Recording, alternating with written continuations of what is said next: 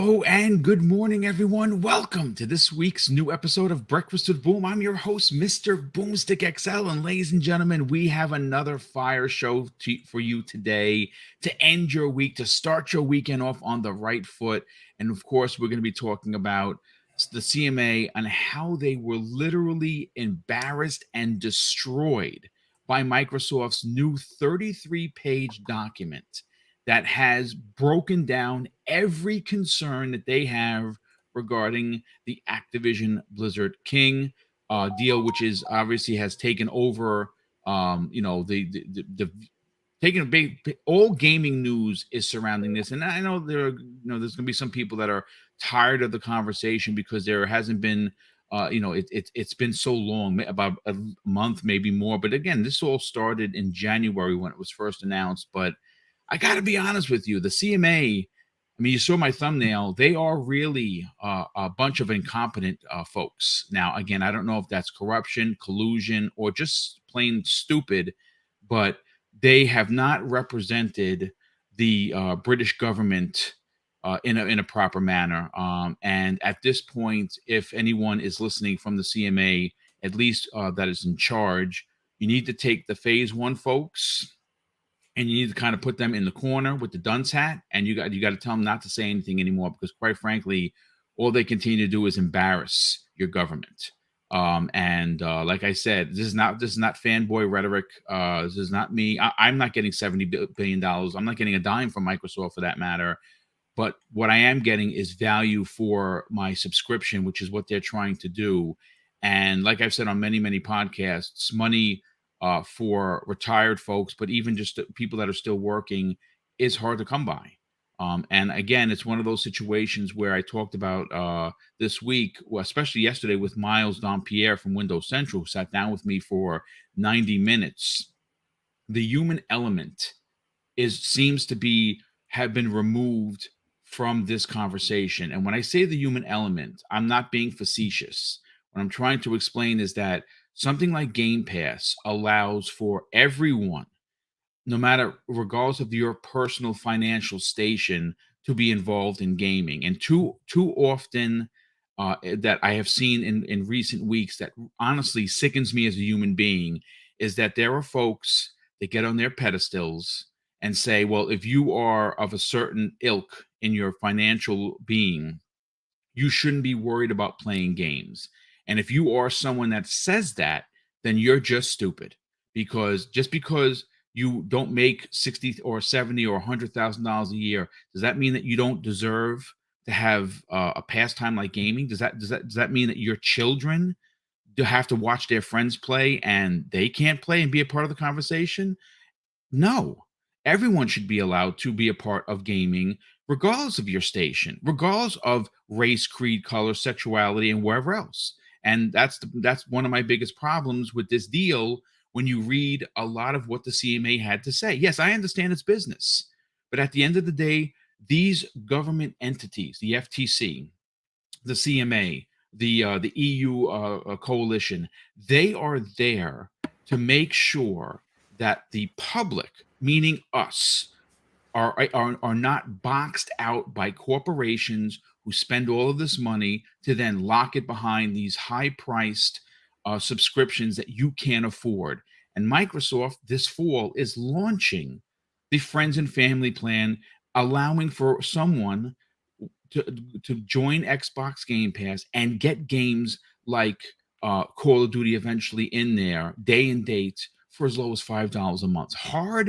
Really hard to argue that point when you talk about the way Sony has behaved and continues to behave, especially in this generation, on everything that they have done that myself, along with Microsoft, seem to believe is anti-competitive and is anti-consumer. But before we get into the topics, let's get into the panel, and then we will break all of this down. And Crispy Bomb showing up once again for some hot button conversations. What's going on, Crispy? How the heck are you?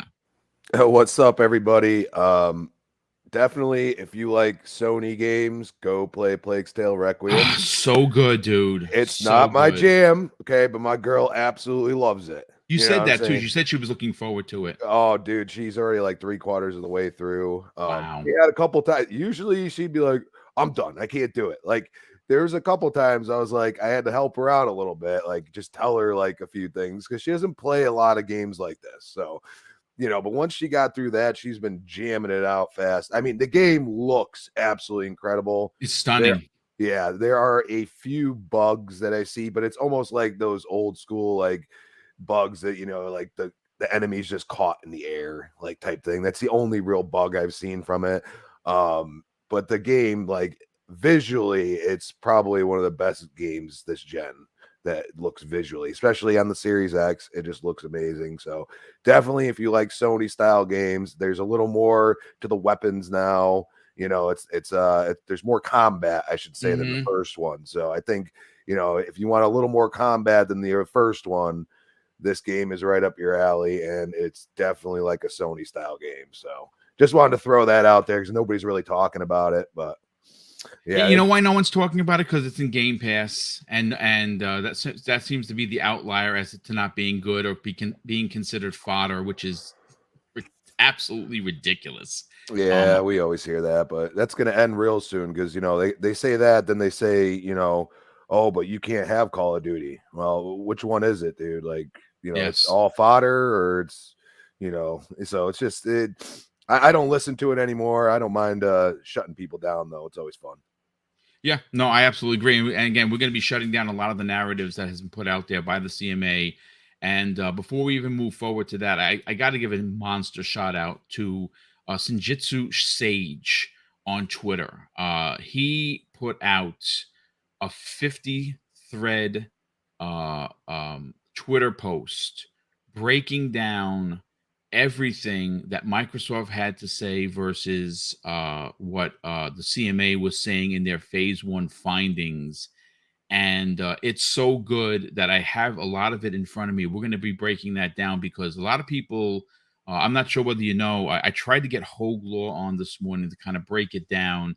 Unfortunately, he is backed up with work because he did almost a 7-hour podcast on Wednesday going from actually line to line to line. I have only had a chance to listen to like the first piece of it. I haven't had a chance to listen to all 7 hours of it because it's 7 hours. But it was well done, and he does break it down, and now his based on his reading the responses from both entities, both the CMA and Microsoft. He now gives this deal 65-35, but the reason why he went down 5% isn't because he thinks that the deal is less likely to happen. What he said specifically, because people were mentioning this yesterday when I was talking with Miles Dompierre, is that he took 5% off because you can't discount crazy. And what he means simply by that is that the CMA is so far out of reality with a lot of things that they're saying. Like they refuse to take Nintendo into account. They said Nintendo not having Call of Duty and being even more successful than Xbox doesn't count. They took a lot of the things, Sony being the market leader for 20 plus years. Well, those numbers don't really count. Sony in some regions being 80% to Microsoft's 20. Those numbers don't count. And when you start hearing this as a person, you got to get frustrated because I know it frustrated the shit out of me. And you ask yourself, how is it that all of this documented evidence that Microsoft has put out there that has broke down everything against the CMA, how is this not used? Well, folks, I rest assured it eventually will be used. I said this before. I'm not saying it to be facetious in any way. CMA phase one are like a bunch of frat boys.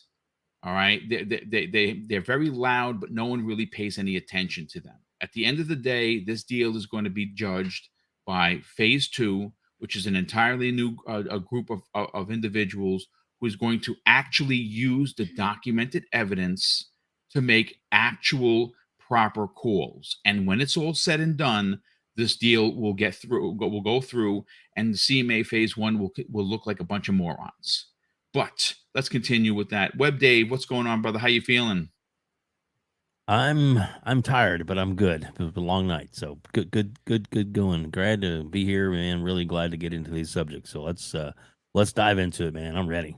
Oh, excellent. And Dreadpool, thank goodness you're here, brother. You gave us all a little bit of a scare, man. How are you feeling now? I'm feeling all right. I'm here. Having some, just having a bean soup. It's Greek style beans and Man, you got coffee. a stomach. You got an iron class cast stomach, brother. Let me tell you. Hey man, Yep. we got to start eating a little bit healthier than normal. So You Yeah. we got start Well, hearing beans are good. Beans you are good. I start don't know if beans hearing are good moans. at 10, 11 in the morning, but you know what? If you can handle it, good for you, brother. yeah, it's one of those things, man. My goodness. So, Well, but yeah, listen. excited to be here today. Happy to see everybody. So yeah, No, and we're and glad to we have you got here, some brother. hot stuff to talk about here. Oh, we do. We absolutely do. Fuzzy Belvedere, you're sitting there quiet. That should make everyone nervous because normally you're chatty. What's going on, brother? How you feeling? I'm doing pretty good. Glad to be here with you guys. Man, just it's funny watching this whole scenario play out, but we got so much to get into. Let's get down to it. Yeah, it's you know what? At the end of the day, folks, common sense is supposed to be something that rules the day in a conversation where potentially $70 billion is up for grabs. And when you look at how and what Microsoft has proposed with this investment, which is it's the biggest deal in tech history. It is the biggest deal in Microsoft history. It is the biggest deal in gaming history. Yes, there's going to be a lot of number crunching. There's going to be a lot of reading between the lines. There's going to be a lot of scrutiny. Ultimately, like I said moments ago, I do think this deal goes through. But at the end of the day, when you read some of the so-called quote unquote concerns that the CMA have, they seemed very, very Sony focused, which of course is illegal. That's why I use the word collusion. When we heard the CMA actually say in their documentation that they have concerns for Sony's number one position, I'm sorry to say, if I'm Microsoft's lawyers, and I remember I'm criminal law, I can tell you up and down the penal law, no problem. But when it comes to corporate law, that's just not my forte. I can only go on common sense. When you read that, you do have to ask yourself: is there potential collusion? Because why are you worried about a one singular entity? I don't know. Honestly, I don't know. But real quick before we move forward, Sith Lord, who I'm not going to give him a shout out right now because he did something earlier this morning that makes you wonder. Do marketing deals actually matter? He's been a channel member for 7 months. He says, "What are you selling? Are you buying? Got lots of good things for sale, stranger. Xbox Series X free with Call of Duty is a great system seller." And we're going to break that down. And Raiden Blade, who's been a member for 1 year. So thank you so much for that. Drops a £5 super chat and says CMA doesn't realize how much damage they are doing to their reputation or to SIE as a whole. Do they believe that ABK will not allow any renewal to take place? No. Yeah, no, I absolutely agree. And what I want to do is Sith Lord, who's obviously always here and is also very generous to the channel, drop me a DM this morning. And you remember I was saying that I thought that the Series S could drop down to 250 for Black Friday. Well, it's apparently going to be still $300, but here is where we get into the weeds, so to speak. Target right now, and this is at target.com, is offering the Xbox Series S for $300. But here is the kicker, ladies and gentlemen.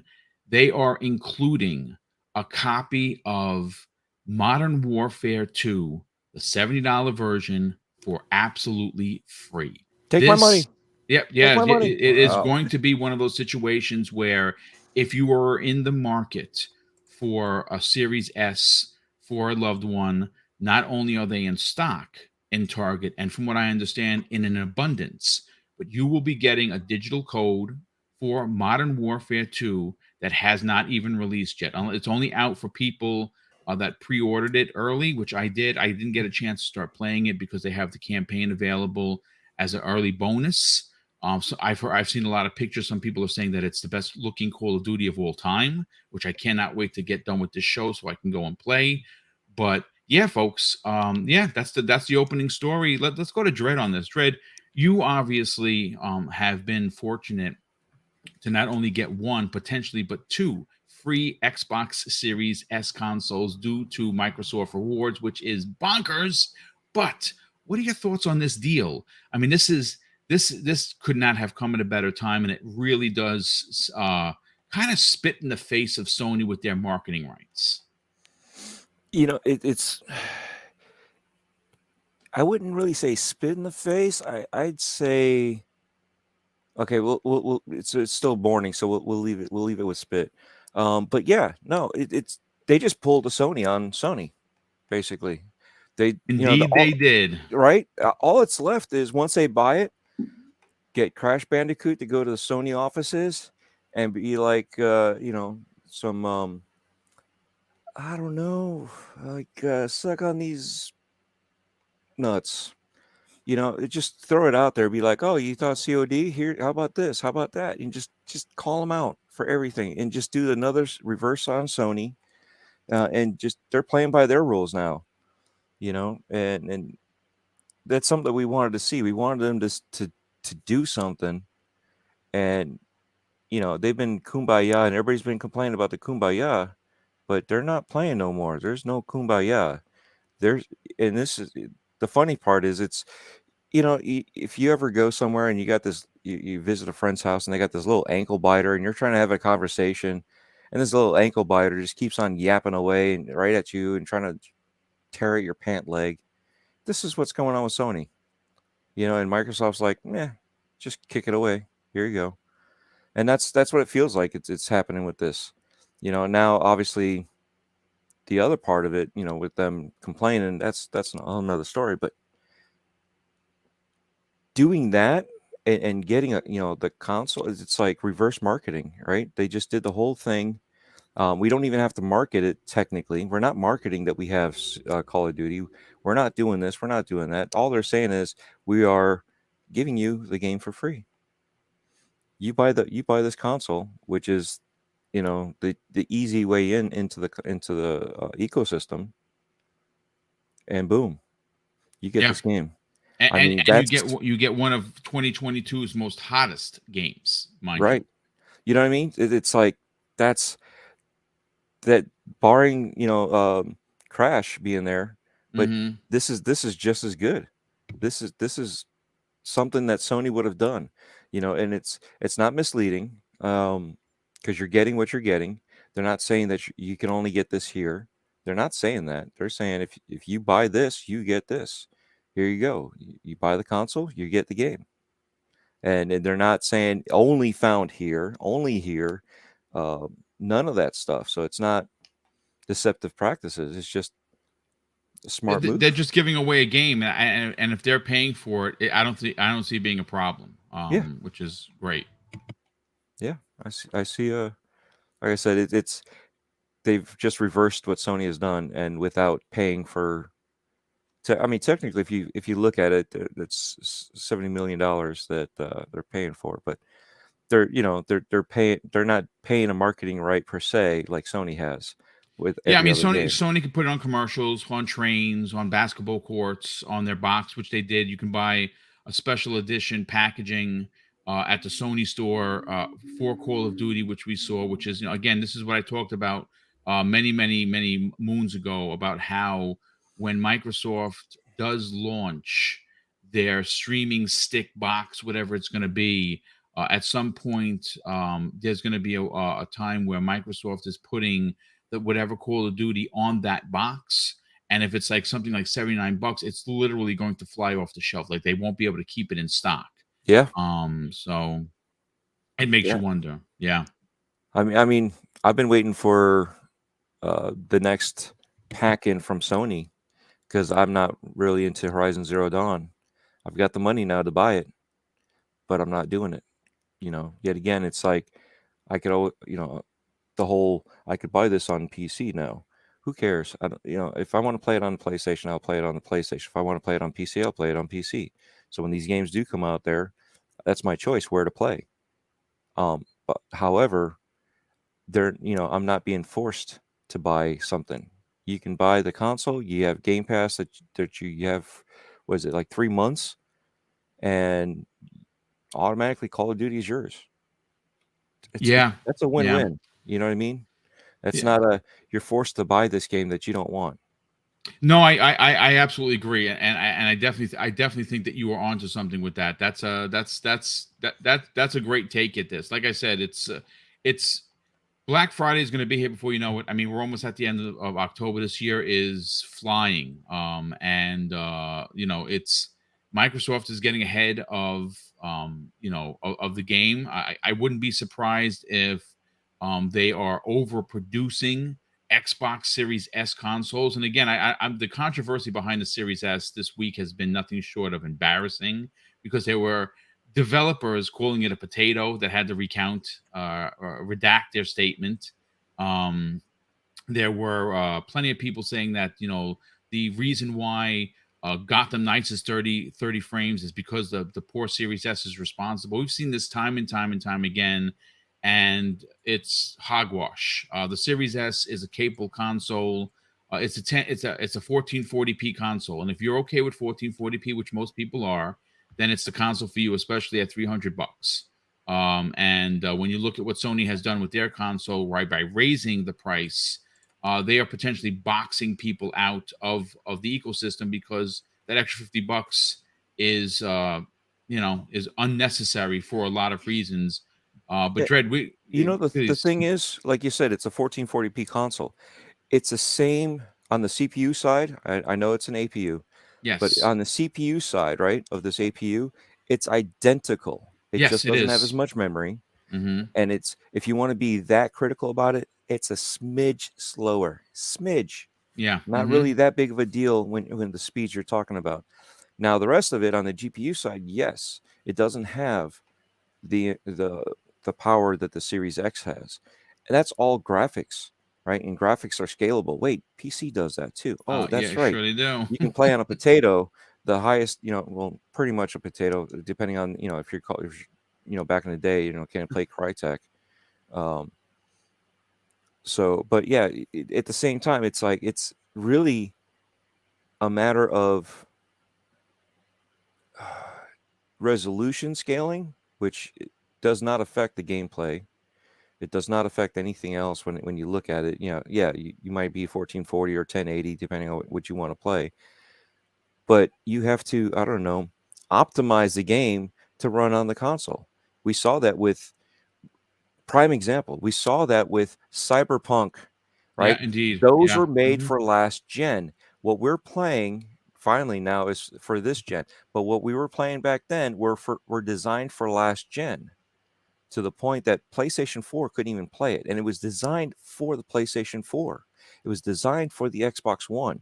And they had to use this gen consoles to be able to be powerful enough to do it. Why? Because it wasn't created properly. And this is the same thing that we're seeing with these other things, with these devs. They're not putting the time in to make it done right. And I understand it's not really a simple fix, but it is a simple fix per se, because the tools are there for them to use and they're not using them. So, and the bottom line is, I'm not going to say that, that they know what they're doing and they don't know what they're doing. They're just not implementing certain things that they should. No, you know what? And at the end of the day, Dredd, that comes down to the devs, and the devs are going to have to take time to develop for this console, the same way they would have to develop for the lowest common denominator for PC, which are the old cards, which actually PC is the lowest common denominator they developed for. That's a known fact. But I want to continue the conversation, Dredd. We'll come back to when we get into the hot topic about the CMA literally getting curb stomped and embarrassed live on the air for everyone to see. Web Dave, let's bring you into the conversation. Obviously, you have a lot to say about this deal, including Modern Warfare 2, one of the hottest games.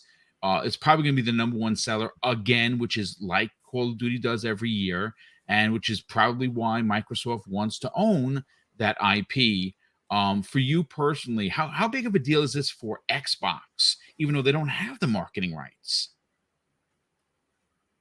Well, I mean, it's definitely a big deal. I mean, I know when you take the big step back that Microsoft put out this last weekend about how they're there's going to be they're focusing on um, the the new app that they're going to be working on, the streaming service type Game Pass which you called it months ago that's going to be a thing, and you really did, man. You laid it out that only made sense that they were going to have, and it's true. I mean, go back, the notes are there, man. There's plenty of episodes where you mentioned that, and now look, that's something they're talking about, and it's like, whoa. So that's their main focus, but obviously Call of Duty is a big part of it. There's a lot of big parts to this deal, and Call of Duty is definitely one of them. They're getting Call of Duty in the ecosystem, period. In other words, getting control over it is the first step. So if they have to be, I guess, subservient to the existing deals for 2 years, 5 years, whatever it takes, in the long run, say, oh, I don't know, by the time there's a next gen console coming out where they can extremely dominate with Call of Duty and be like, oh yeah, Game Pass, day one, new console, there it is. Then they win. And that's the whole point, is they want to have, the control over it. And they'll have the, if they have to do we'll match the service, we'll match everything, keep it in line to, to keep Sony handling it or whatever. This deal's going to go through. There's no stopping the deal. You and me believe that in our heart of hearts. There's nothing that they can do to stop this. Will there be some concessions here and there? There may be. And if there is, okay, Microsoft is ready for that. That's why they went ahead and threw the 3 years out there ahead of time. They try to get ahead of the game. And by doing that, and Sony saying it's not enough, it makes Sony look really petty, which to me makes Microsoft in a better position. Now, there's a lot of people that are talking about, the CMA and how, the first thing is, they're all around and stuff. And you're right. There's definitely no doubt that they look kind of stupid as far as the phase one goes. But the phase one, I believe, even though they quoted a lot of Sony as far as the reason why they went to phase two, is because that's really the only complaints they were getting were from Sony. So that's correct. I like that you did bring that up, because that's a great point. They're basing their, and a lot of people don't know that they were, and I say they, Sony, SIE, Sony Interactive Entertainment, were the only entity to have concerns of this deal. Please break it down, Dave. But I mean, and so with that, that gave them their green light to be like, okay, cool. So we're gonna look like the most thorough. We're gonna look, like we're earning our paychecks, and we're gonna be like, okay, cool. Let's throw this out there. And by them doing that, they are A, covering their own ass, and B, they are setting themselves in a position to where if it does come down to phase two, we've looked at everything. We looked at everything. You heard what all we were looking at, and we found that the deal's okay. We're gonna let it go through. Then they've quote unquote done their due diligence, because that makes them in the long run. Even though right now we're all like, you dumb motherfuckers, what are you doing? Right? But right now, sorry, my language. But no, that's quite all right. I love the way you did that. Very, very classy there, Dave. But yeah, so with that, they're putting themselves in a position to where it's all said and done. I think they're going to look good. I don't see them stopping this deal, for the simple fact that we've all called it. There's really not a competitor type. There's no or competitive advantage once Microsoft takes over. Yeah, exactly. I agree. Yeah, exactly. And what did Sadia say? So if this is about competition, Let us have competition. So There yeah, you go, sir. I love that you do that. Thank you. Yeah, I had to play that today, but so it's there. It's all ready to go. It's just a matter of going through each part. This newest little wrinkle they've thrown in there about like the public giving their input. We're actually going to get into that. That's on the level of ridiculousness, and if I cannot wait to talk about that, because I think But I do think there's a method to their madness. And there when is we a get to it, yeah. I'll go over my points. But yeah, I mean, that's what I'm feeling. what they're trying to do is weaponize console war, and that just goes to show how illegitimate of a government agency the CMA actually is. I've heard it described as a good old boys club, and that actually may not be too far from the truth, but we will get to that momentarily. Crispy, let's get your opinion on this, brother, because you came into the show today. I wasn't sure whether you knew about the Call of Duty deal.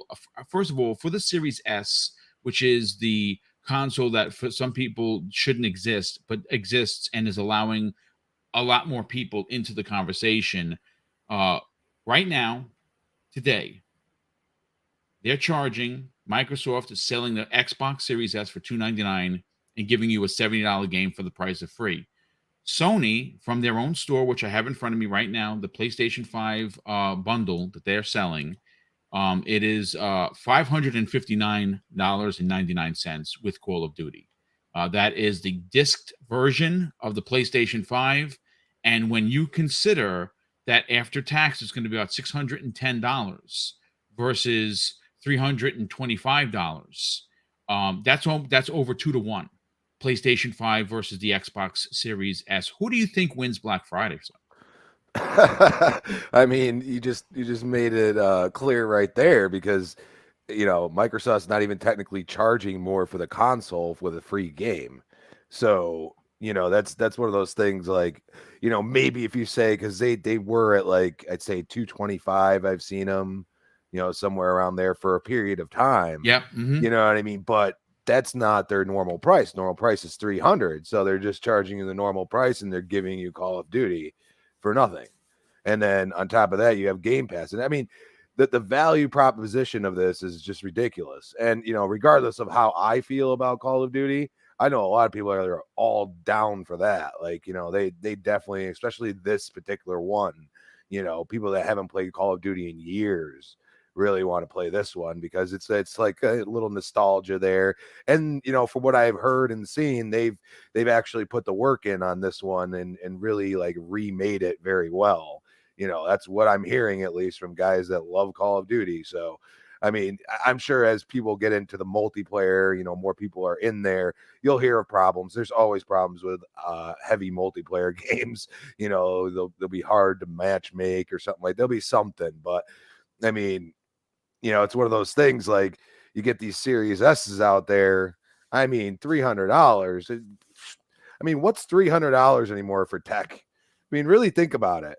There's not a lot. That is no, it's not when you consider, a new phone like the iPhone, whatever the next one was, or the new Android phone is $1,200 to be welcomed into the family.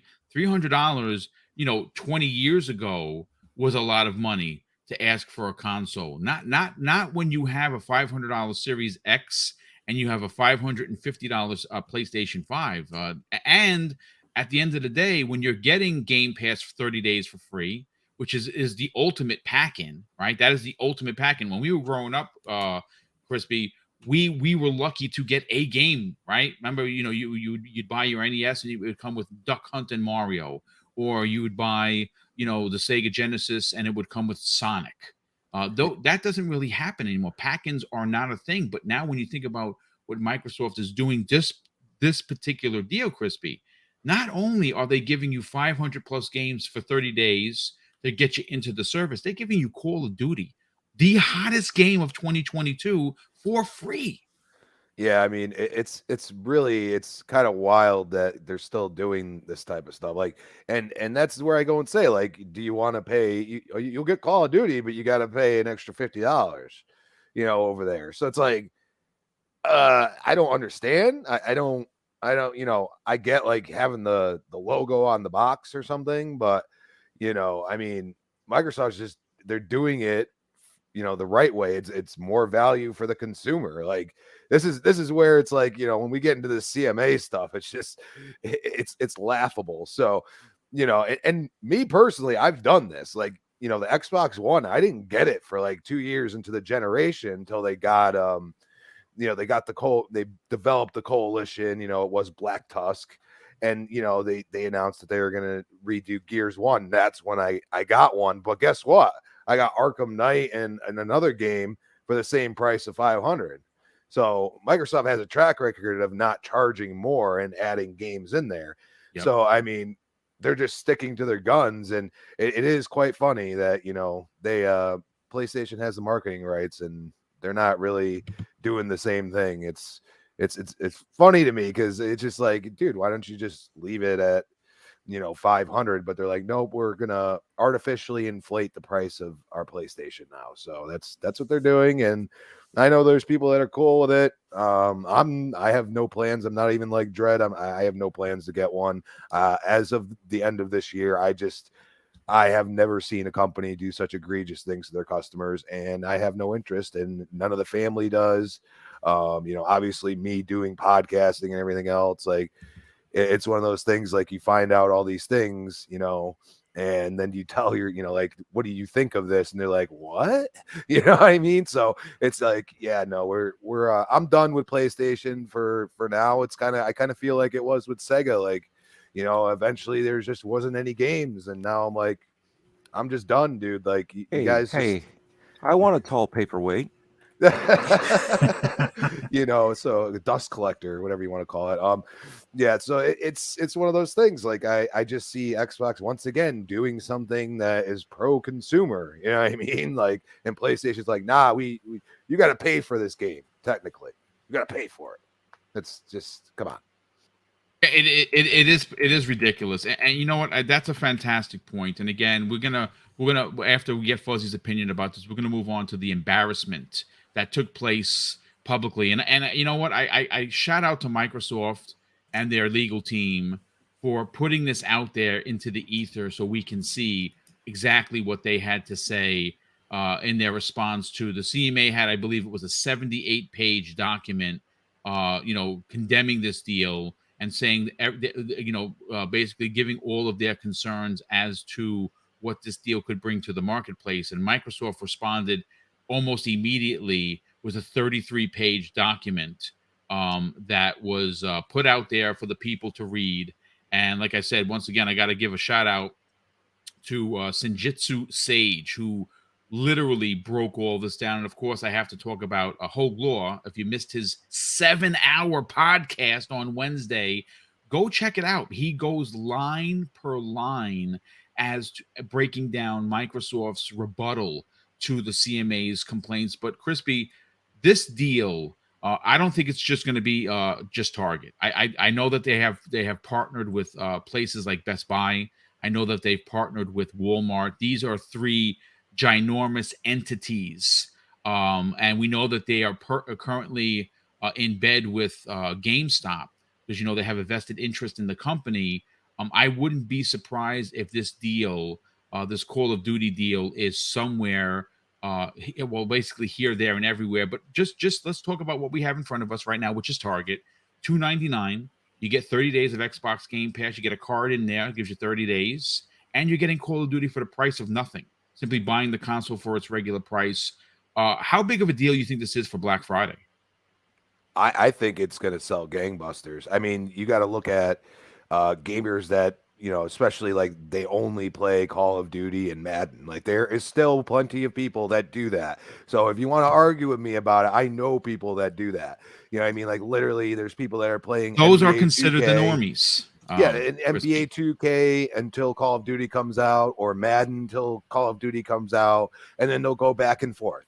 And like they will beat the heck out of me in these games. You know what I mean? So that's just their jam. You know what I mean? And that's fine. But if you wanna kind of slightly future proof yourself for the price of $300, and you have an old console, you're going to want to grab one of these. But there's also going to be people that be like, hey, I get a game, I need something for my kid, but I might use the game. Oh, wait, what about this family plan? Oh, what about I this? was thinking what about that? too. It's like now you start looking at all of these things and you'd be like, well, I can get 2 consoles, and possibly, and I think Xbox will probably do this at some point, and they'll just start saying, hey, you get to pick one of these 10 games. They're going to probably start doing this soon. You know what I mean? And that's one of those things that they've done in the past, and it's worked very well. So there's just, I think it's going to sell like nothing, especially in the trying times of like I get people are like, oh, if you shouldn't be worried about games and blah, blah, blah. Dude, are we allowed to have fun? Because I spend half of my monthly income on my mortgage, and I just had my washer go out the other day, and I had to drop $1,000 because we're not going to get some easy Cheapy Charlie joint. I got to get something really good, and we have a very large blanket that needs to be washed every once in a while. So we got the 5.5 cubic, and it's a big boy, and we spent the money. But at the same time, I laugh at people. I'm like, dude, like I ain't worried about. I got my console. You know what I mean? If I was going to get a console besides my Series X, it would be the Series S. You know what I mean? Like, because I don't need another Series X. Series X is for me. I can get the Series S, for the upstairs, so my girlfriend can play on it. She don't care about graphics. I mean, literally the only game that I'd say she would care about a little bit about the graphics is A Plague Tale. But she plays like a Neon Abyss and like these little games like that are in Game Pass that, the graphics don't matter. So this would be perfect. And then, if I was, wanted Call of Duty, I could just, download it and there you go. But we're not even talking about when they announced this family plan and everything else. That's just a game changer. People will be buying 3 at a time. Some people, you know what I mean? Because they got 3 kids, you know what I mean? So just makes sense. It's a smart move. Yeah, absolutely. And Fuzzy, you know what? Crispy mentioned something pretty interesting. Mm-hmm. This current deal at Target, that's for Black Friday. And again, I would imagine that it's going to potentially end at some point. So don't miss it because it's being advertised right now, even before Black Friday. Go see if you can get that deal. He said something that was pretty interesting. If you are a parent and you want to get a series console for your son or daughter, what if you're in the market to buy Call of Duty? You know what? I'm going to buy this for my son, daughter. I don't have to buy Call of Duty because it comes free. Yep. And you buy Sonic Frontiers or something for them, which is going to be coming out soon. What are your thoughts on that, dude? Like, is this the deal that wins Black Friday for Microsoft? I think it definitely has the potential, especially considering, and this is going to sound funny, PlayStation already had a bundle offering for Call of Duty, but guess what? They wanted to charge you for it. It wasn't like they did it as a free pack-in. It was $559.99 on their site. So it's like, instead of just throwing in the game, they're going to get their money's worth. I mean, yeah, they cut you like maybe $10 slack on it, give or take, which is unusual. But, considering PlayStation likes to get that extra $10 fee out of people on console, that well, if you charge $10 more, Fuzzy, and you sell 1 million consoles, that's $10 million. Yeah. So it's funny that now you have Microsoft, who doesn't have the marketing deal, but they are using their marketing, influence as far as with some of these retailers that they've partnered with to go ahead and do that pack in. And from a parent standpoint, if you can save the money, like $70 on instead of having to buy the console and the game separately, having the pack in is like a godsend type of thing. So that extra 70 could go to either another gift or, in your pocket or in your gas tank, because prices for fuel are starting to creep back up too. So anytime that you can save money on a deal like this, it's well worth it. I applaud Microsoft for giving this a try, as well as some of the retailers. It's great to see that they're doing things like this again, because like you said earlier, pack-ins don't really exist anymore. I wish they did, where you got the 2 controllers and a free game with the standard console, but those days are long gone. But yeah, it stands the chance of being almost as, if not almost, but just as big of a deal when Sony had Spider-Man as their special edition, slim edition. Yeah. and that thing sold like gangbusters. So who knows? This could very well rival that holiday sales spree that they had. So let's see. And for context, with what Fuzzy is saying, and if you don't know this, a couple of years ago, what Sony did, and it was brilliant marketing at a time where their marketing was just nothing short of heroic. Nothing beats. Well, not in the past. Sony's marketing, I don't know what has changed in recent years, but it's not the same. It's not as tenacious as it once was. Who's to blame for that? I don't know. But during this particular year of Black Friday, they packaged Spider-Man 2018, which is god tier. Maybe not for you, but for me, it's one of my favorite PlayStation games. They packaged it for free with the Spider-Man Special Edition PlayStation Slim, and it broke records that to this day have not been matched. So just think about that for a second in the big scheme of things. Right now, Sony holds a record for Black Friday console sales that has yet to be matched because what did they do? They gave a special edition console and they packed in one of their best-selling PlayStation 4 games. And now when you turn around and now you just move the optics a bit, Microsoft, even though the console isn't $200, it is a next-gen console. It does come with a 30-day card for Game Pass, and is also coming with Call of Duty.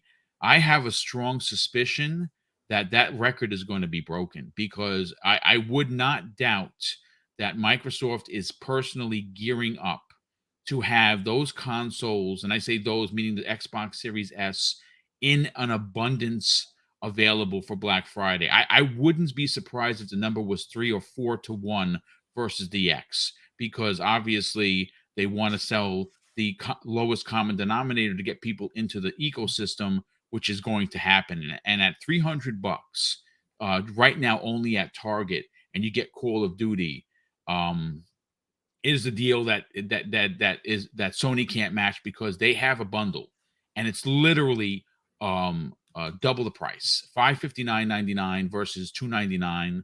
I mean, just do the math, folks. It's double the price. And when, again, I have to say it because, again, the human element is constantly left out of the conversation in gaming. Gas is going up here. So just a few cents under $4 a gallon here in New Rochelle. Pricing of food, housing, heating, everything's going up.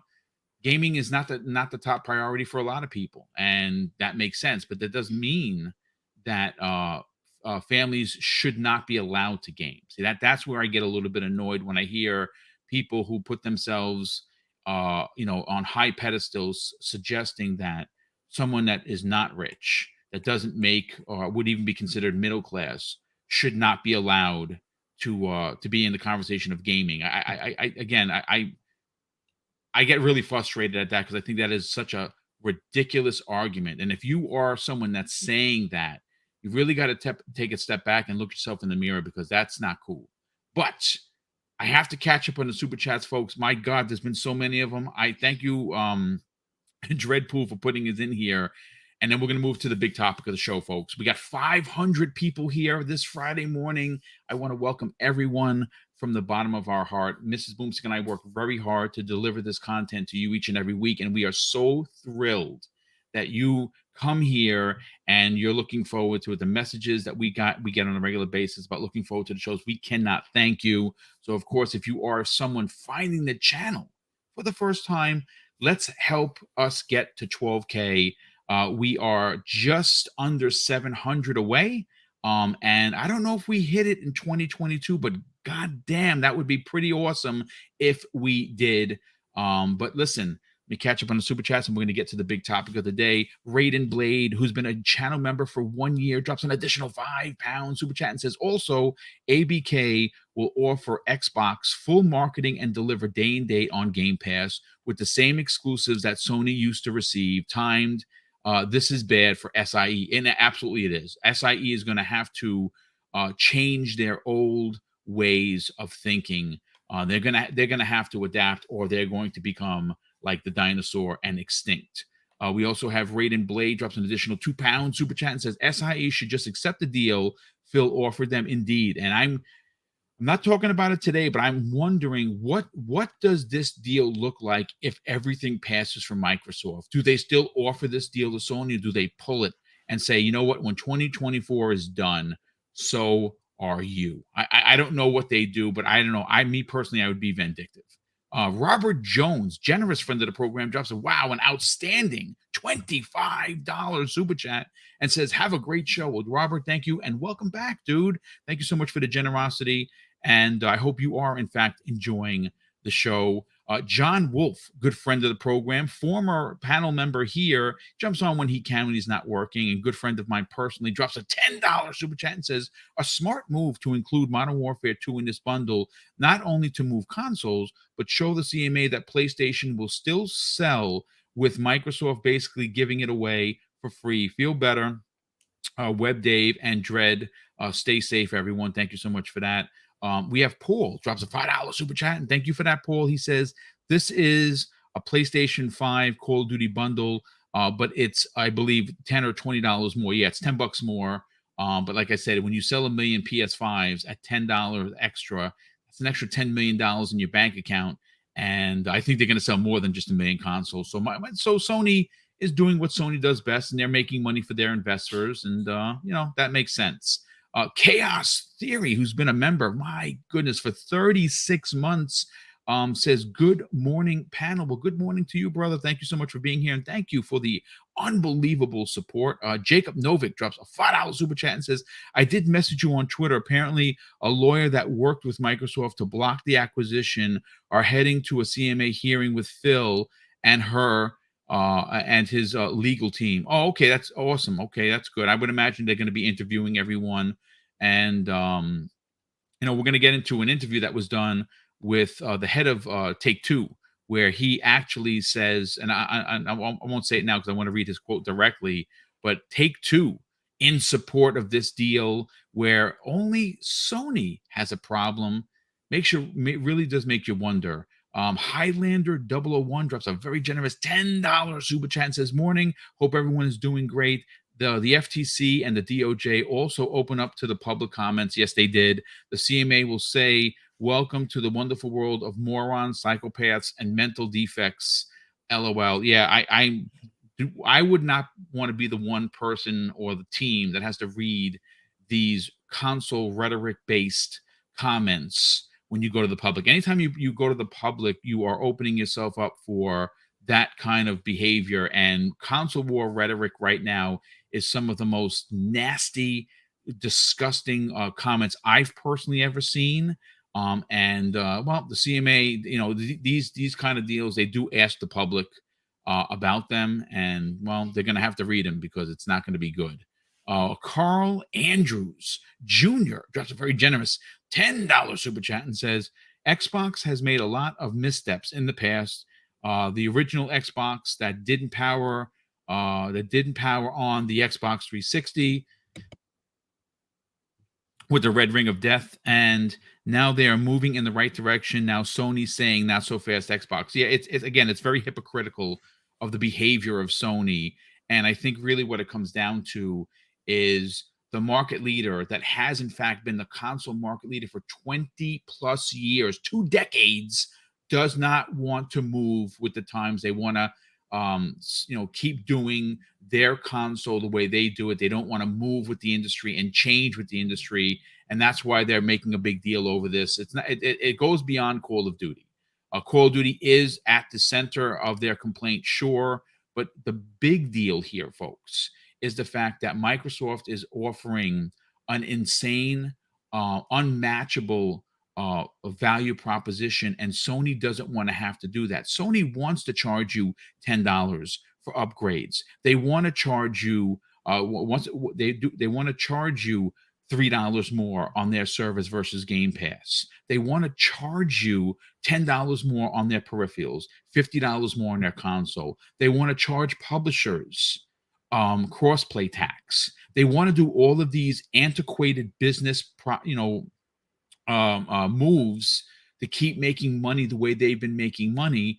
and it's not right, it's not fair, and they have to change. And if they don't change, well, they will go the way of Sega, and they will be a publisher, and the next the next God of War 3 will be on an Xbox if they continue this, because they have to change, and change means you have to spend money to make money. And you know what? Sony's going to have to do that. But Tim the Sorcerer, who's been a channel member for 2 months, drops a very generous £2 super chat and says, Xbox doesn't have marketing, but green vent on Series S. So that would actually be kind of cool if they did the circle in green. I mean, who knows?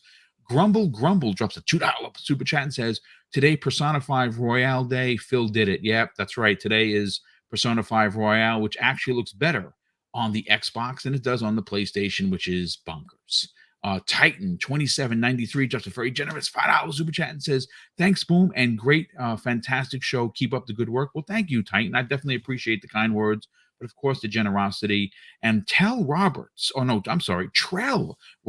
drops a $2 super chat and says, appreciate how you keep it grounded and real, Boom. Oh, dude, thank you. That's very kind of you to say. I definitely appreciate that. And, like I said, I think that's what I like to, Mrs. Boom and I have a way of doing these shows, and we never want to forget the little guy, which is us, right? Where the human element is usually left out of the conversation, and I don't like that. I think it's very important, especially in these financial trying times for everyone, that we don't forget where we came from, and we don't forget that money doesn't grow on trees. But listen, I want to get into, and I want to start with Crispy on this one. Crispy, it was put out there, and again, I want to give him a proper shout out. Senjutsu Sage put out a 60 post thread, literally documenting all of Microsoft's counterpoints to the CMA's 78-page document of their concerns.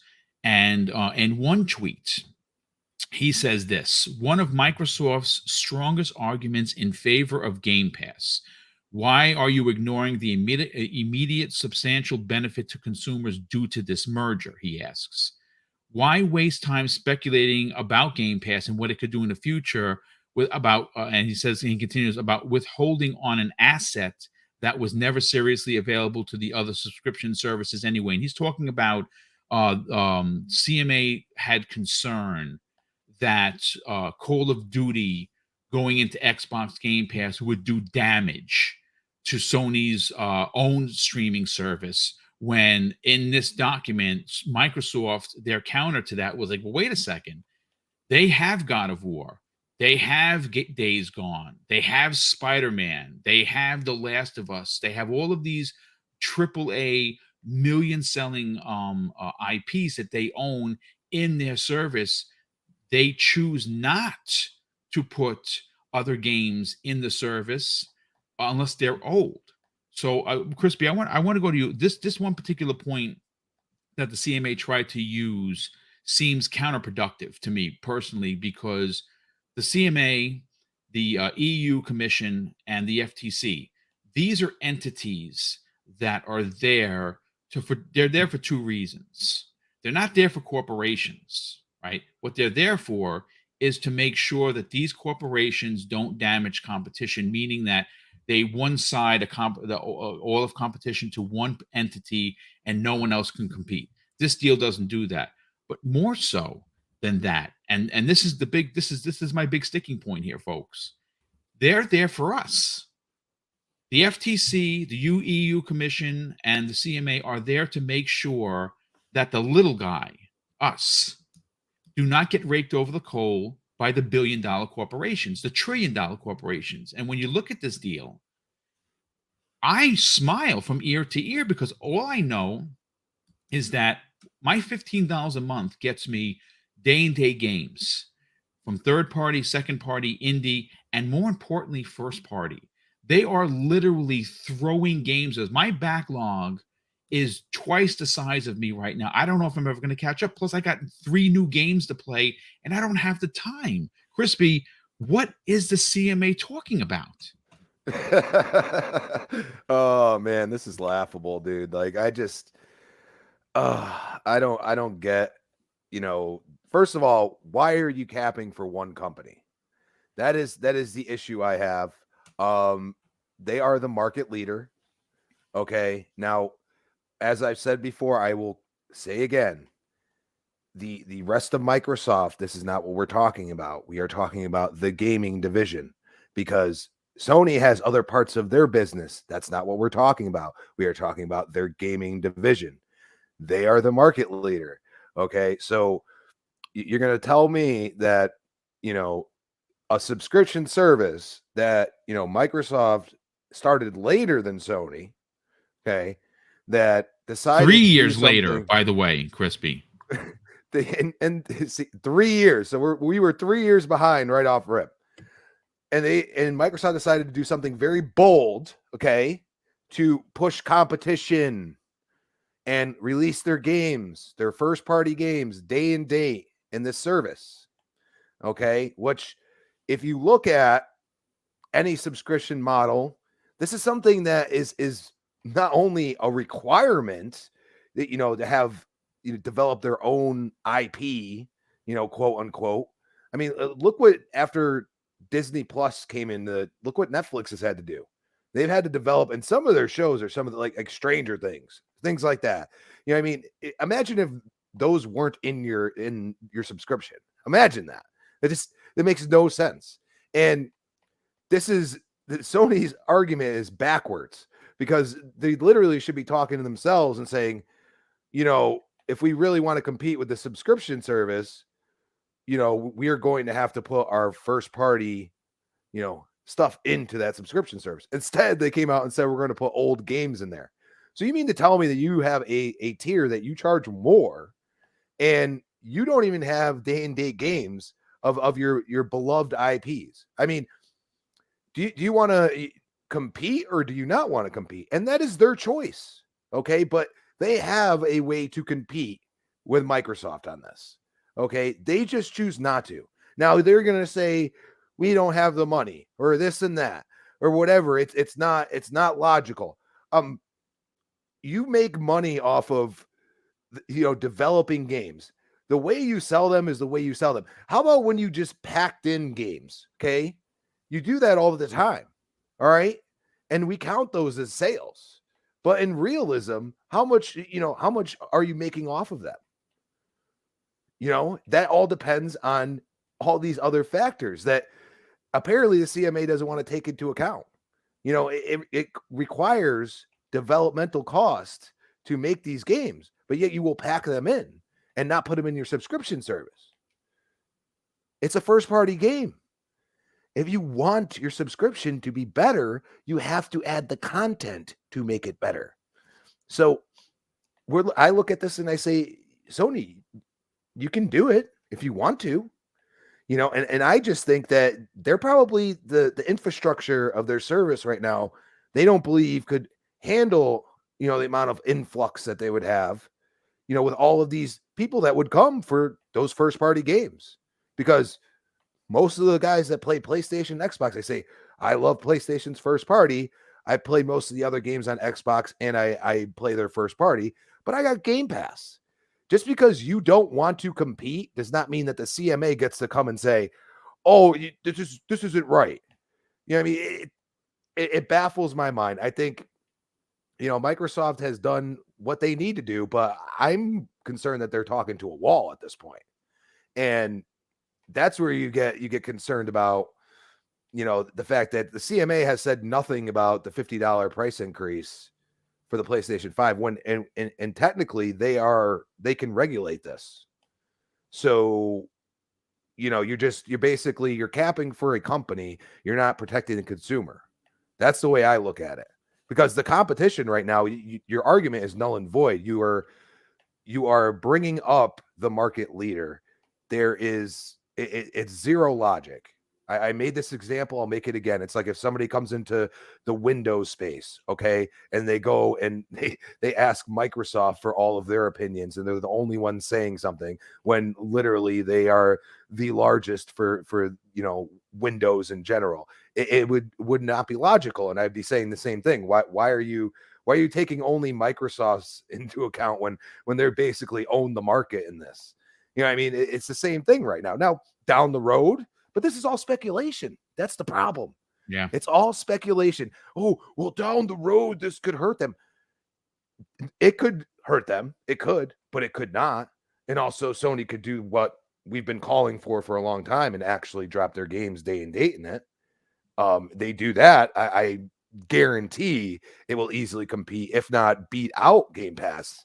You know what I'm saying? But they choose not to. So you can't sit there and speculate and say, well, this, well, that. We are talking about right now. Okay. You want to go 5 years into the future? Fine. But it's still not going to make any sense because you still have more consoles out there. We're still talking about PlayStation 4s out there. You're still talking about Xbox Ones, and it's like 2 to 1. Okay. So people have of these games. You can still play your games. These are still part of the market. So it's really wild that, Microsoft even has to really say this. And it's also wild that I don't hear anybody else, behind Sony saying like, yeah, that. There's nobody else. It's just Sony. Yeah. And you're taking the market leader's word for it. It's crazy. It is, and you know what? To further your point, and I want to bring Dreadpool into the conversation. Dread, I'm reading directly from the CMA document, and the CMA says this: they cannot assume future developments are likely to occur on the balance of probabilities, whereas this is clearly contradictive of the available evidence, and whatever the rest of it is redacted. But this is where we get into the weeds of the conversation about PlayStation Plus versus Xbox Game Pass right now as we start. This comes directly from they noted the PlayStation blog, which is officially a PlayStation site, and they announced that the all-new PlayStation Plus arrives in select markets in Asia, Japan, North America, South America, Europe, Australia, and New Zealand. And this was posted. New Zealand launches. New Zealand is going to come early next year. But this is what's interesting. They also note dual shockers in this document, where it says, and this is the headline of the story: Xbox Game Pass has half of the subscribers of PlayStation Plus, despite all its offerings. And Microsoft responded, "This is a competitive dynamic benefits. This competitive dynamic benefits gamers and is only likely to accelerate post-transaction. For example, Sony has the ability to respond competitively to Xbox, adding new content to Game Pass by including more of its exclusive content into PlayStation Plus and or making its newer content available in PlayStation Plus, which to date has Sony has declined to do, despite changing their higher monthly subscription fee to be $3 more than Xbox Game Pass." How do you respond to that when we hear the CMA trying to say Call of Duty in Xbox Game Pass is an unfair advantage? That's a response. You know what I mean? You really can't argue that. I mean, it's that's what it sounded like. Literally everything that was brought out, that's what it sounded like. There was no real thought behind any of that process. None of it made sense. It was all contradictory. And yet again, it's like it you just want to shake your head, grab a bat and beat yourself with it, because the mentality of what was said and how it's being handled are like on that level. Just give me a room, pad it up with some mattresses, and have at it, right? I mean, that's really where it feels like we're at. The hypocrisy, everything that they've done to call out Xbox, they're actually calling themselves out. So you put it, reverse everything, and that's what they're doing. So yeah, it's just, hopefully smarter people will come around and understand what is being said. Other than us, we see it, we understand it, and obviously there's two sides to every story. There's all of this, but come on, when it's in black and white there, and then you're relying on PlayStation eccentric websites to tell you the information, and yet you choose to ignore it and reverse the information that was there in black and white for you, and then say something quite the opposite is still perplexing. You know, you would hope. I mean, if it gets down to brass tacks, you know, there's going to be a lawsuit, plain and simple. It's just, should it even get to that point? You know, and there should be enough people, a couple brain cells, to be able to say, okay, you know, we're not here for this. We're here for consumers. We want to make sure that there's competition. We want to make sure that the playing field is level for all of the consumers to make their choices, to have the opportunities. And, you know, certain things happen a certain way, so be it. But at least we've done our part to help out our consumers, our constituents that are here to make the choice, you know, and do everything you can for them, not for these companies, and then just ignore everything that was said, point it out, and then reverse what was actually said. And it's just, it's so mind-boggling at times. You know, you just at times you know, you just have a loss of words of the stupidity that pops out of these people. Indeed. Again, it's a bit of a head scratcher, to be honest with you, Dredd. When you again, you know, opinions are opinions, right? I won't. My father used to say opinions are like a-holes. Everyone has one, right? And that's the truth. Yeah. But when you have evidence, documented information, numbers to put out there, it's hard to argue. Like I said, we all have an opinion. You may not think of Call of Duty as the way I do, or I may not think of Fortnite the way you do. And that's an opinion, and that is great.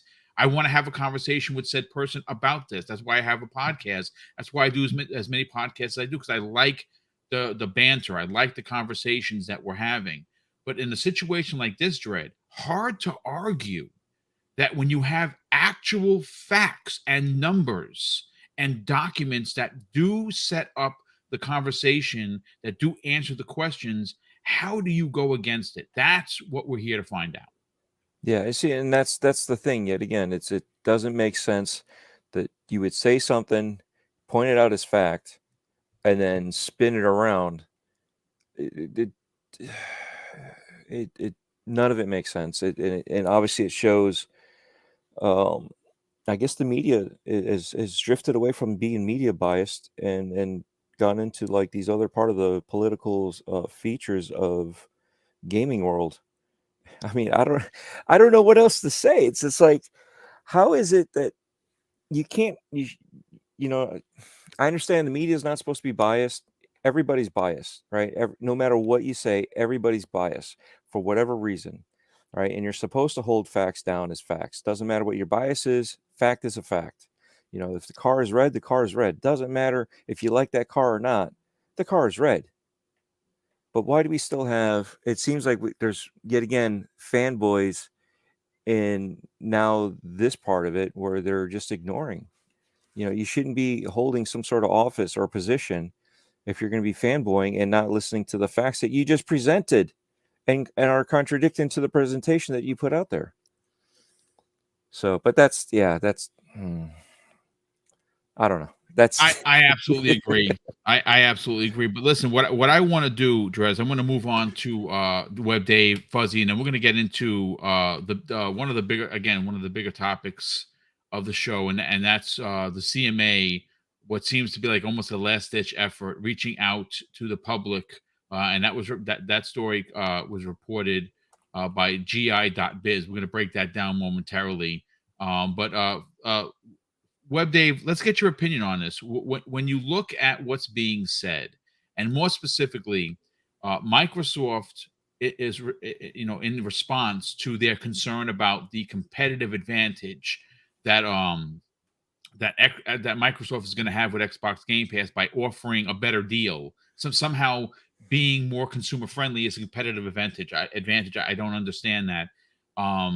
They go on to say, and I have the document in front of me. Let me just if I can pull it up. It says, hold on a second. In any event, the referrals discussion decisions of characterization of Game Pass as a strong incumbent in the area is not consistent with market reality. Subscription pricing models have seen limited adoption by consumers, and Xbox, like all other providers, face significant headwinds. A range of industry players have introduced some versions of multi game subscription services that include Sony, Nintendo, Amazon, Meta, Apple, Electronic Arts, and Ubisoft, with significant differentiations between each business model in terms of the type of content, pricing, and technical features. They go on to say, Dave, it's difficult to comprehend how the CMA has reached a conclusion that Game Pass will be in such a fast evolving space where Game Pass was launched in 2017 and has grown gradually over the last 5 years, reaching 25 million subscribers by January of 2022. What are your thoughts on this? When you look at the one of the biggest sticking points for the CMA's Phase 2 move was Xbox having some sort of an advantage with Xbox Game Pass and offering a better deal than Sony. Well, oh, good. Sorry. It's just so funny, though, isn't it? When you say it out loud, and it's like, how is that? And I mean, okay, so Sony step up. I mean, Sony can compete if they want to, correct? Exactly. They're not competing because they don't want to spend the money in that area. They're trying to do their 10 games of service right now. That's what they're focused on because they think that that's where they're kind of missing the boat and they need to get into that realm. And once they get that realm where they feel like they need to be, then they may readjust. It's all coming at them too fast, to be honest with you. But the thing is, this is what Microsoft, has been working on for years. I mean, a long time. It started with Golden, and then when Phil came in, and they're like, you know what, this Game Pass thing, and him and Satya sat down, and that was kind of his directive. Was like, we want to grow Game Pass. We want to grow a service. We do good as a company, as with services. I mean, that's what they do. With their Windows applications. It's really heavily service based because that's how they've become a $1 trillion company. So they see that is the future of gaming because they feel like they have a good place to start.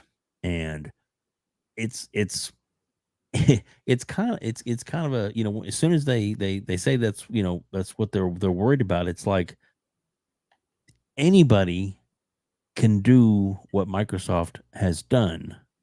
Now, granted, there's been some people that have done it badly and then decided not to continue the investment, aka Google, and they've had to back out of their, service online playing. But it's just a matter of them not wanting to try. And Sony clearly sees that they're at a disadvantage right now. And they are trying to make it the point that since they are so far back or so far behind, that they can't catch up.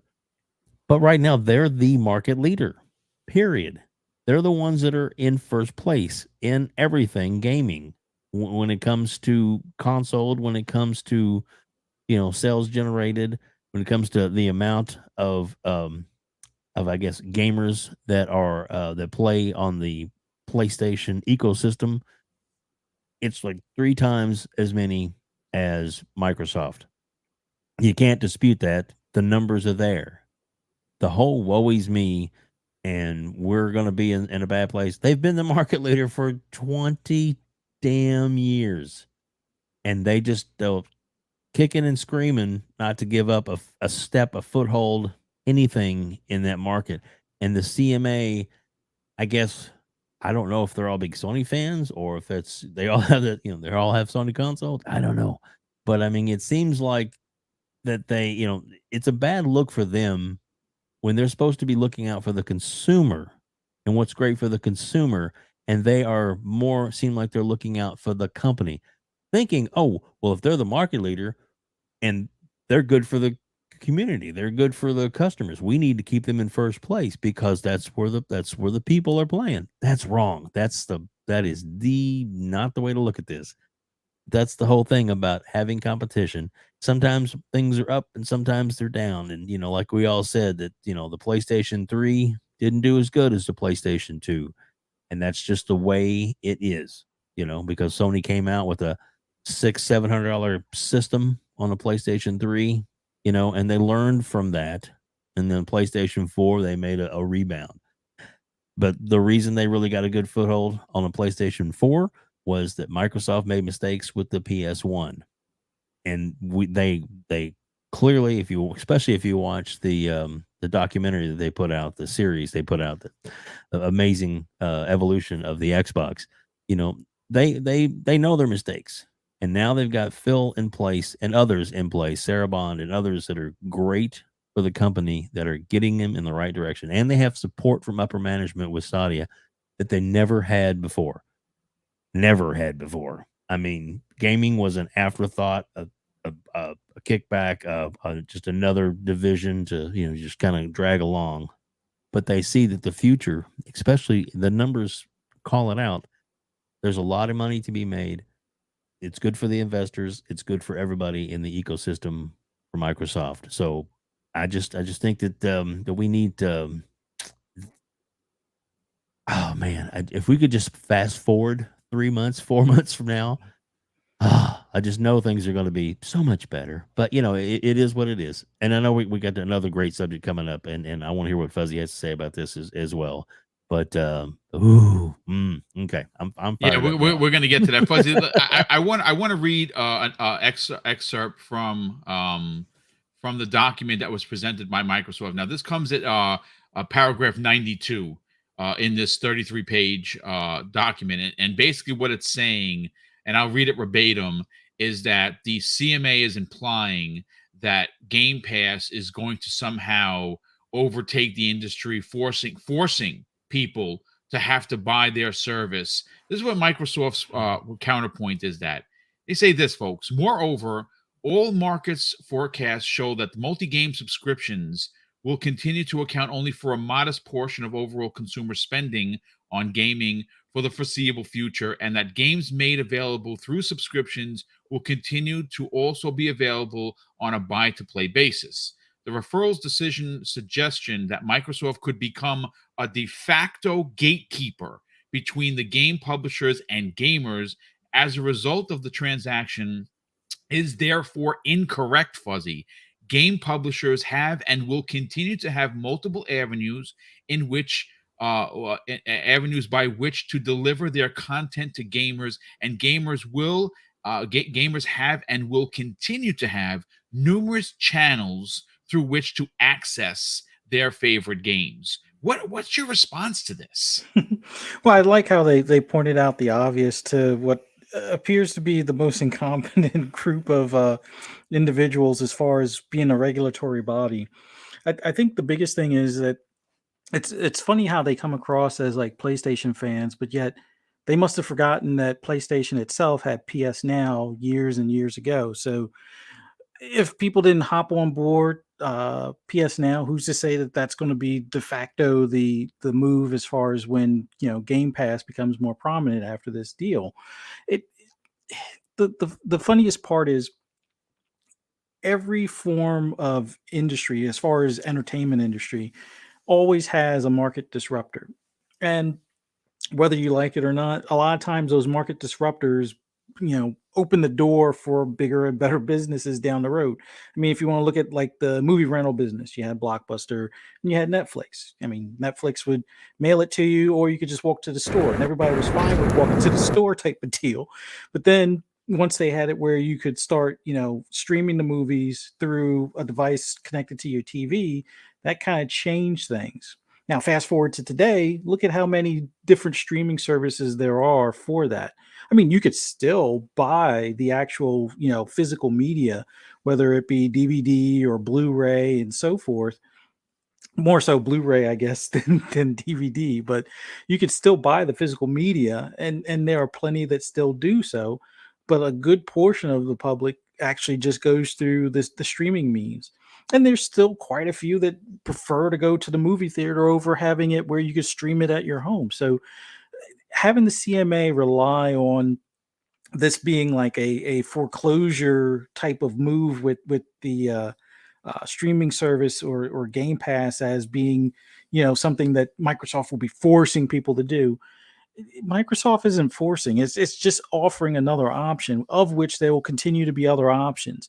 PlayStation has its own option. It's not like for like as far as with day and date and stuff like that, but hopefully over time they learn and hopefully I guess the CMA is trying to buy Sony some time to stall and kind of figure things out how they can be a little bit more competitive against this. But by and large, a lot of people, especially in that region, are still buying games physically. Like we always see the posts on Twitter or how, oh, well, this game didn't perform as well as this game when physical copy sold. So obviously the UK still holds on to, at least for the meantime, as far as the physical copy numbers are concerned. But I don't think that's going to change drastically just because Microsoft acquires, ABK. If anything, it'd make it easier as far as offering different options. So when you have issues with social distancing at stores, what better way to counter that than with digital means as far as accessing your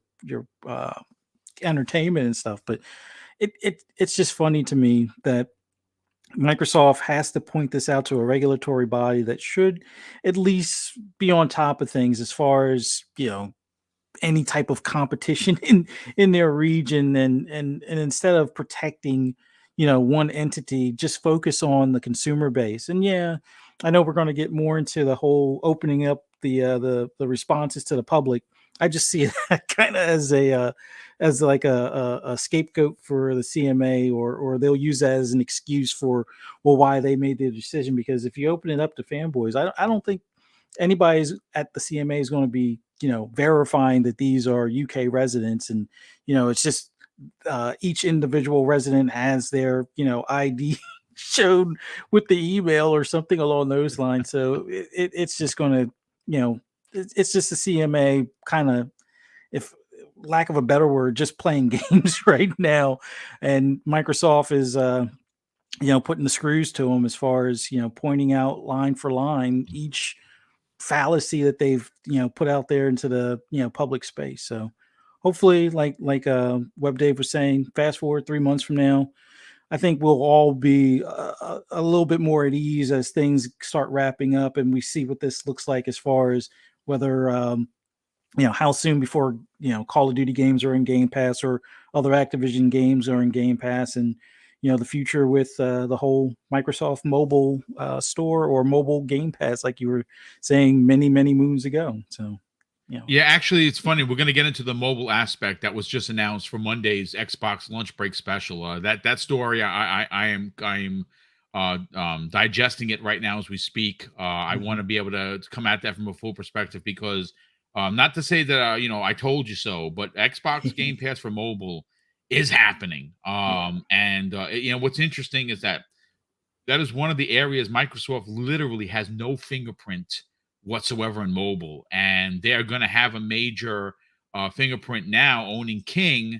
And I think that's great for everyone, because if they do something like a $4.99 a month Xbox Game Pass for mobile, and you get like monthly bonuses or perks, if you will, for something like Candy Crush, people are going to be signing up in droves for that $5 a month service. And $5 a month for a lot of people, hell, so I know some people, friends of mine, who play Candy Crush that drop $50 or $100 a month on that game. Could you imagine if there's some way that Microsoft works in a $25 package for free in perks for something like Candy Crush? It would be unbelievable. People would sign up in droves at $5 a month, and that would be another source of income for Microsoft, which then in turn does what for us?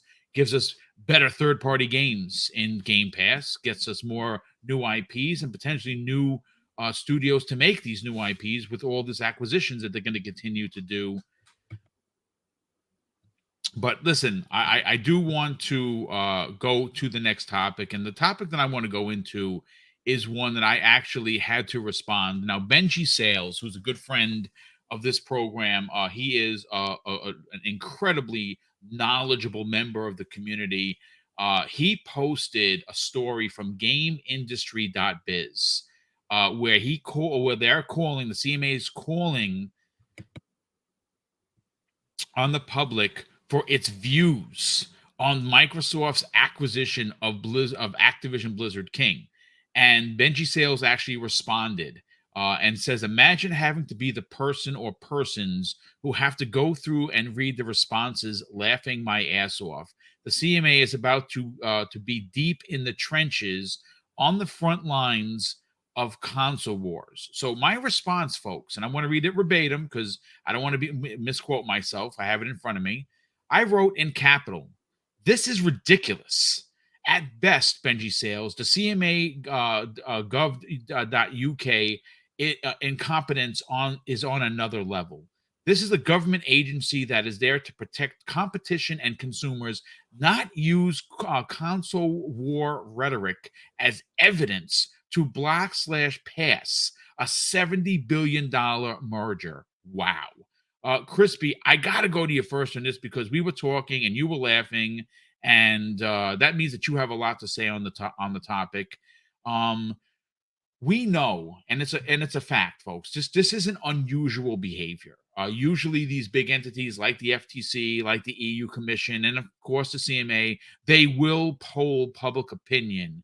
But when you look at the CMA and what they have done to try and poo-poo this deal on their phase one, and all the roadblocks that they have put up against Microsoft, and then of course Microsoft embarrassing them literally, but in almost in every facet. What are your thoughts on them going to the public on this? Welcome to fanboyism. I don't understand what they're doing. And actually, I want to just shout out Fuzzy. You brought up a great point. How are they going to verify that they're UK residents? Because that's who they're protecting. Mm-hmm. As of right now. Their only thought process has to be about their residents. That is correct. The FTC's for us. Okay. Yep. So, and I don't know if anybody saw U.S. government starting to get a little angry with this, by the way. You go and look it up.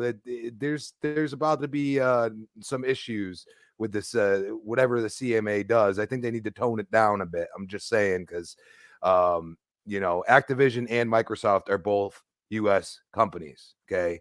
So just keep an eye out for that. I think there's going to be more said very soon. Asking random, how do you verify? How do you know that, I could see PlayStation better. Like, they'll be putting that in there or something stupid. Like, there's the person that has to go through this, or people. I feel like it's just a waste of time. If you're going to put out a poll or something like that, that's fine. But, asking for responses, like, yeah, there could be somebody like us or a Hogue go in there and give a logical thought process to the entire thing. But there's going to be a lot of people that just don't like Xbox. And that's not what we're talking about for competition here. Like, we want, companies to be held accountable by their significant, competition.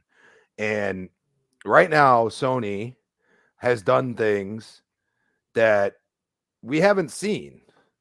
And, they continue to charge more for comparable services, charge more for games.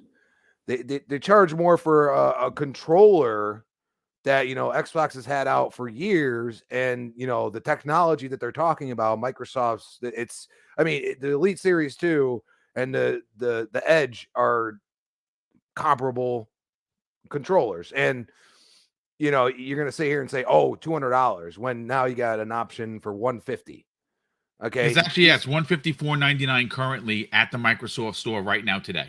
Right now. Yeah. And you get different colors now. Like, come on. Yes. You know what I'm saying? So, Microsoft is sitting here like, probably just scratching their head like, what is going on here? And you could have the opposite effect. You could have, Xbox fanboys going in there and hooting and hollering, and it just, I don't understand what they expect from this. Like, you have, people that are in these laws and stuff like that. You can ask their opinion. You can ask your, have a way where you're asking only your residents. You know what I mean? And actual residents, not just these crazies on Twitter that are going in there and probably making new emails and putting, copying, pasting responses. So there's like an extra 40 people. We all see this. I mean, look at how hard it is to get a console. You could make a bot that could probably do that. You know what I'm saying? And people will go to that extreme.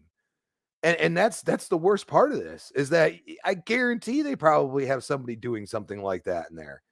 And the worst part is it's probably somebody, from a different government.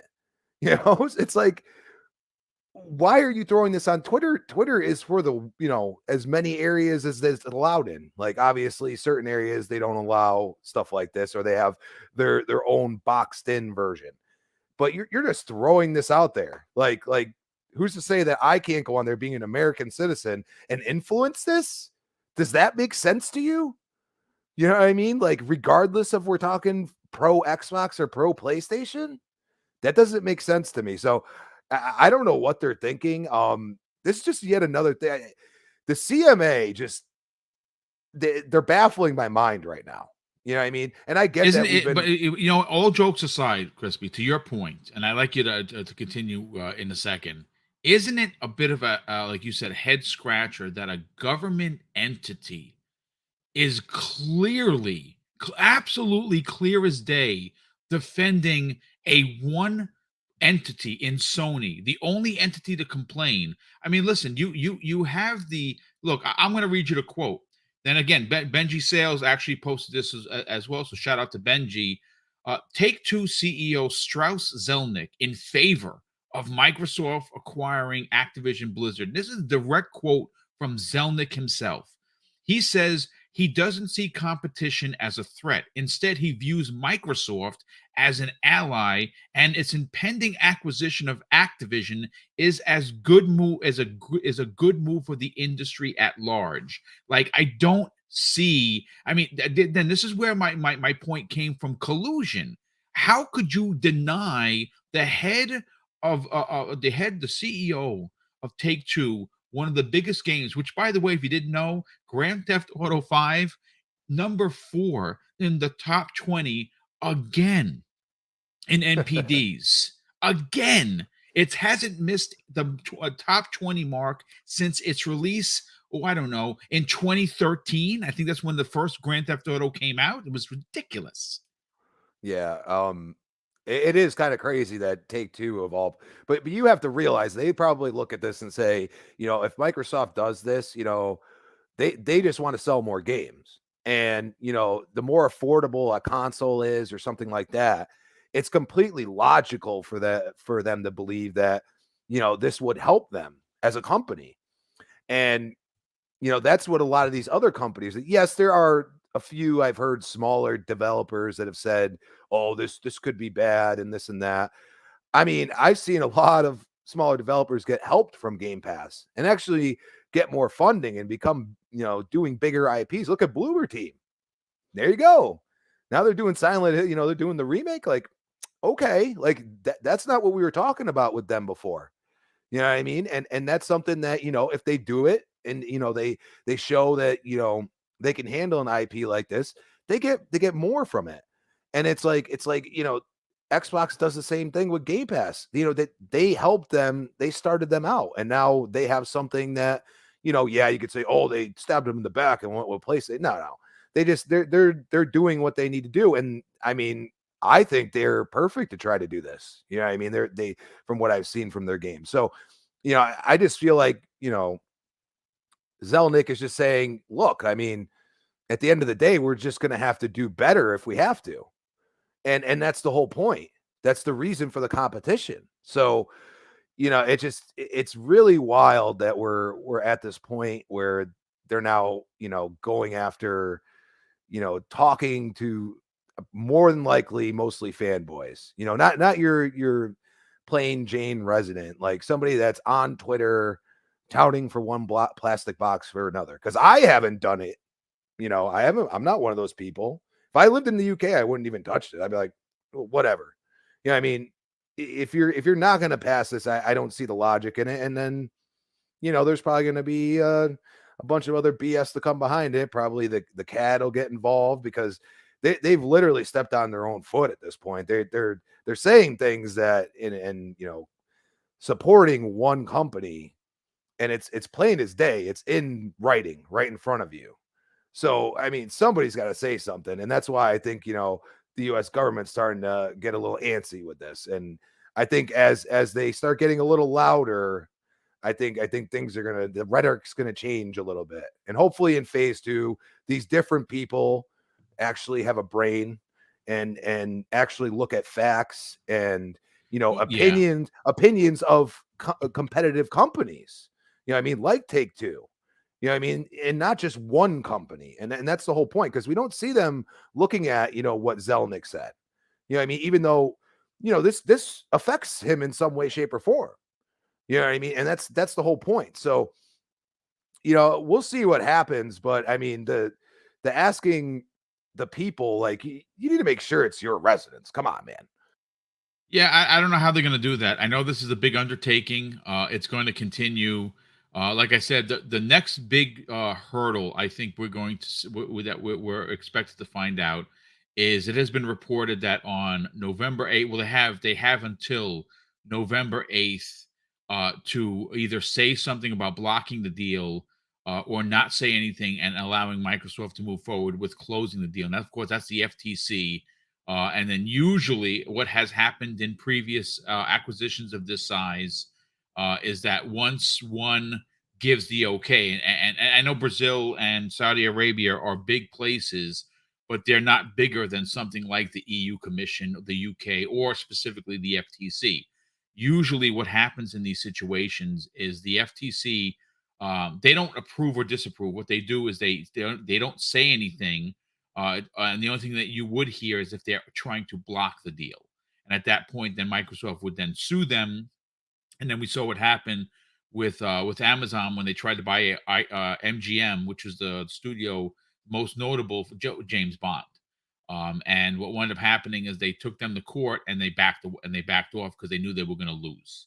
Now, I don't know if they've learned their lesson and they're willing to take that chance, but at the same time, again, this deal isn't illegal. Nothing Microsoft is doing is going to change the market for them where they're going to dominate everyone else. What's going to happen is Microsoft is going to be more competitive to Sony. And instead of potentially being in third place, maybe they switch places. Maybe Sony drops down to 2, Nintendo to 3, and Microsoft goes to number 1. But is that going to happen instantaneously? I don't think so. They have to get people to subscribe to Game Pass. They have to get people to buy an Xbox, and that doesn't happen overnight. That is years and years of investment in putting games in a service that's going to make people come over. The same way any one of the 553 people we have here signed up for Netflix because you wanted to watch Stranger Things, or signed up to Amazon because you wanted to watch The Boys, or you're signed up to Disney Plus because you want to watch the next Marvel show or the next Star Wars show. It's competition, and going back to what Satya Nadal said, he wasn't wrong. If you want competition, let us have competition. He's absolutely right. Dreadpool, let's get your opinion on this. The going to the public, I think, is asking for trouble. What are you expecting the UK residents to say about this deal? You guys ever heard of Metacritic? Yes, we certainly have, and it's packed with knuckleheads. I mean, that's what we're going to get. We're going to get the exact same formula. The haters are going to hate on it and then zero it out. And the I guess the super fanboys, we're going to make it a perfect 10 no matter, you know, what the problems are. And it's going to be a perfect 10, you know, so why would you do something like that? You already know that the loudest people are the minority. They're not the majority of the people. that's the reason why they're the loudest. Is the majority don't care. They just want to see what happens and play the games and have a good time. They don't care where they play, how they play, whatever. As long as if it's something that they have access to, they're going to play these games. Now, the minority are the ones that are going to talk loudest, just like, we've seen with other games like Legend of Zelda, having a perfect score of 10 and somebody just says, you know what, it can't be that. I don't like the fact that it has a perfect score of 10. I'm going to give it a 0. You know what I mean? There's no logic. And this is what's going to happen here. They're going to get illogical people speaking up as the majority, which they're not. And they're going to be the ones that are going to try to help dictate what's good for the majority. I don't think so. I mean, this goes in all aspects of life. We've seen it so many times, so it's not just Metacritic, but it's reality. But, Metacritic's the prime example for what we, are involved in here. And something like that, you already know they're just going to say, you know what, forget it. I'm not even going to listen to any of this stuff. So it's basically going to end up being null and void.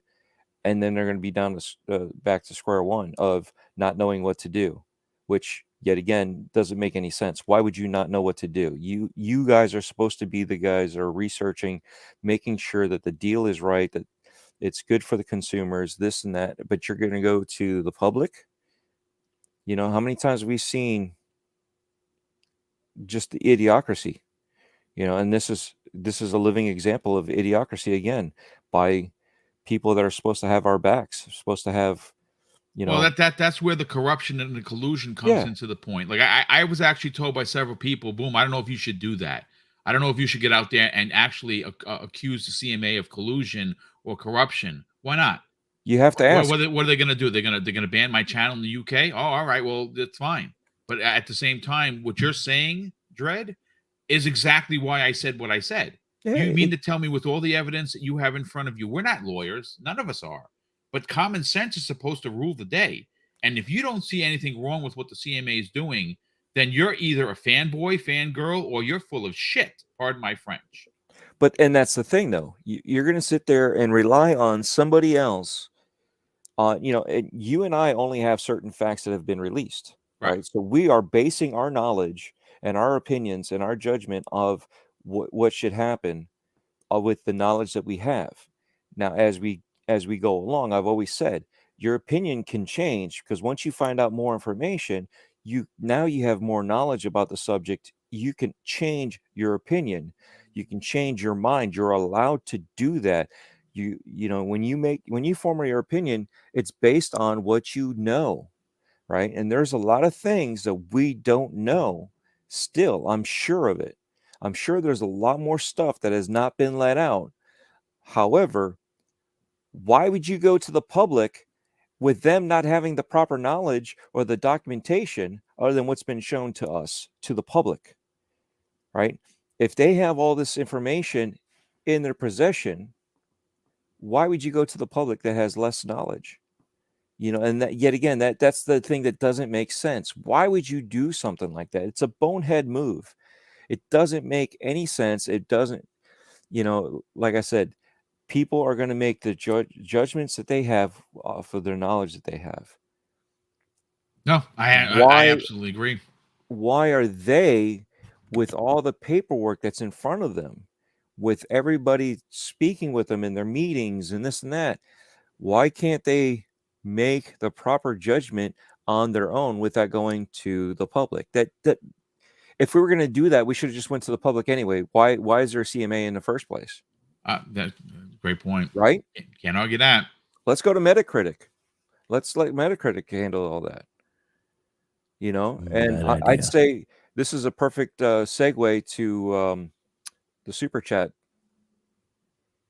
Which super chat? I might have missed it. Hold on. Smithy Smith, I posted in the private chat. Oh, there it is. Yes, it says CMA equals Clown Management Agency, the Book of X. Indeed, I love that. the Clown Management Agency. Yeah, if you saw the thumbnail that I did, it was made to be very facetious, and in fact, it was. You know what? I mean, good points all around. I can't argue any of the points that you had. I think it's fantastic. But I want to bring up a particular a comment from Nova Red in the chat, who we appreciate you being here. They say, "What are you going?" Hold on a sec. They said something about the fact that. Let's see if I could find that. Oh yes, they didn't. They're talking about Microsoft didn't buy. Didn't buy. Okay, they didn't buy. They created those shows for their channels. LOL. Microsoft just buys stuff to put into their service, and that's where I say you're wrong. Because Disney bought Marvel and they bought Star Wars, and they did it before Disney Plus was announced because Disney Plus was in development years before it was announced. And before streaming services hit its stride the way it has in 2022, Disney or the powers that be at Disney were reading the room as to what streaming services could in fact be. And that is why you have Star Wars owned by Disney. That's why Marvel is owned by Disney, because they can take those IPs, make new content, put it onto their service. So it's no different than Microsoft acquiring Activision Blizzard King to add their current content to their current service to get people to subscribe to their current service. The problem with Sony not wanting to do that is it's going to take a significant amount of investment that they're not willing to do. They have an old ways of doing business that doesn't work anymore. And they did start a service. They do have their own service. Yes, it's not day and date, but it is Game Pass Lite. And when you consider the amount of bangers, in your opinion, and many Sony's opinions that they have in there for people that maybe didn't play Days Gone, that maybe didn't play God of War 1 before the second one comes out. If you are a subscriber into that service, these bangers are there to get you to subscribe to their service. Now, their service is $3 more, and they don't offer day-and-day games, but that is a PlayStation problem, not an Xbox problem. Fuzzy, Web Dave, let's go to you on this. What is your opinion about the CMA potentially asking the public for help, but more importantly, using some of the public's talking points in a $70 billion merger? Okay, I have a theory. Get on the tinfoil hats. Let's go. So, what I think the reason they did this is twofold. I think there's two big parts to this. I think that they want to pull the heat off of them as far as the way they're coming up with things. And this gives a place for fanboys of all kinds, both sides, to go vent and dump on instead of going to their sites and bringing them up in all kinds of tweets and everything to unload the onslaught of negativity both ways that this deal and the pressure that they're under to get the deal done one way or the other, or to pass it or to not pass it, or to put in concessions or not as a requirement.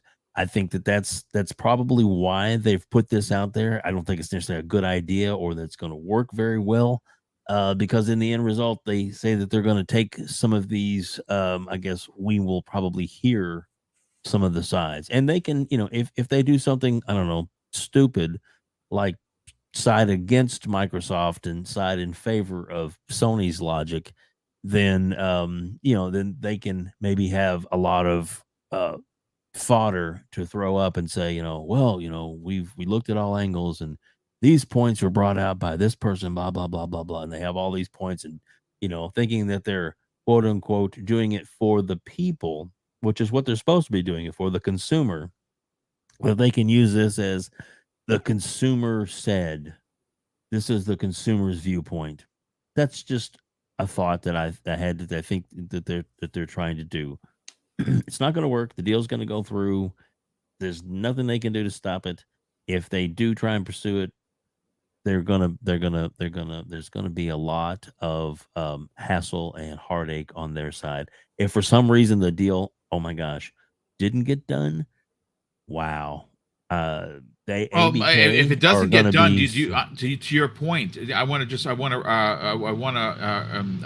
add to your point, Dave. If the Yes. deal doesn't get done because Sony blocked it, does Sony think they're going to have marketing rights ever again with Oh Call no, of Duty? exactly. I mean, Exactly. what do you think happens when you have now torpedoed what Microsoft have put in play for a union coming to be the first union in game development history? What about all the people that are going to be stuck with a Bobby Kotick run Activision? And what happens then? So this is where the human element comes into conversation. And I'm not saying it to be a fanboy. I'm saying to it, if you've listened to this show, Dave, and you have, and every Oh, the yes. 550 people here, the first thing I always talk about is putting the people first. And this is not just a good deal for Microsoft; it is a great deal for the people that actually make the games. And I think that is left out of the conversation. Exactly.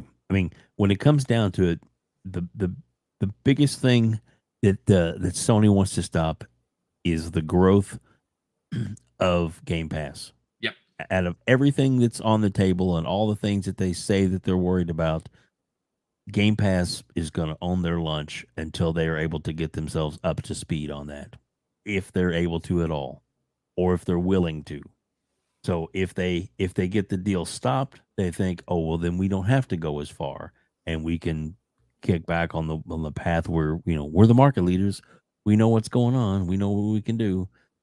I don't know. That's my opinion, but I really think that their reason for doing it is to try and get some pressure off of them and to get some cannon fodder for when their decision comes out, if it's one that is a stupid decision on their part. But we'll see. We will see. Obviously, this is kind of a we're at their mercy right now.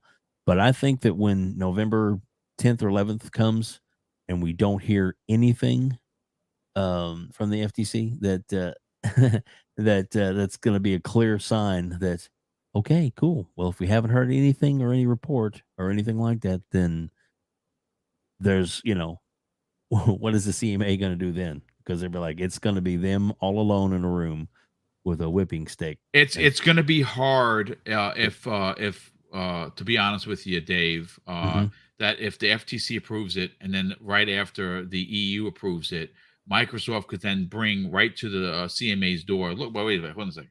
Why do you have a problem and these other major entities, and they'll bring out everyone else that doesn't have a problem with it?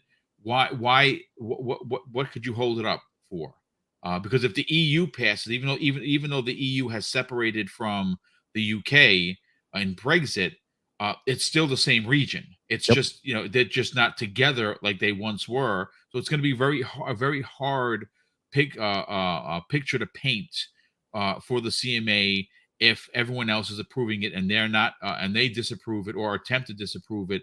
That's where this is going to come into the phase 2, and phase 2 obviously is a much more grounded entity and has been in numerous acquisitions where the CMA phase 1 came out and said things very similar to what we're reading now, where the CMA phase 2 would come out and say, yeah, we did the investigation and we don't find anything wrong with it.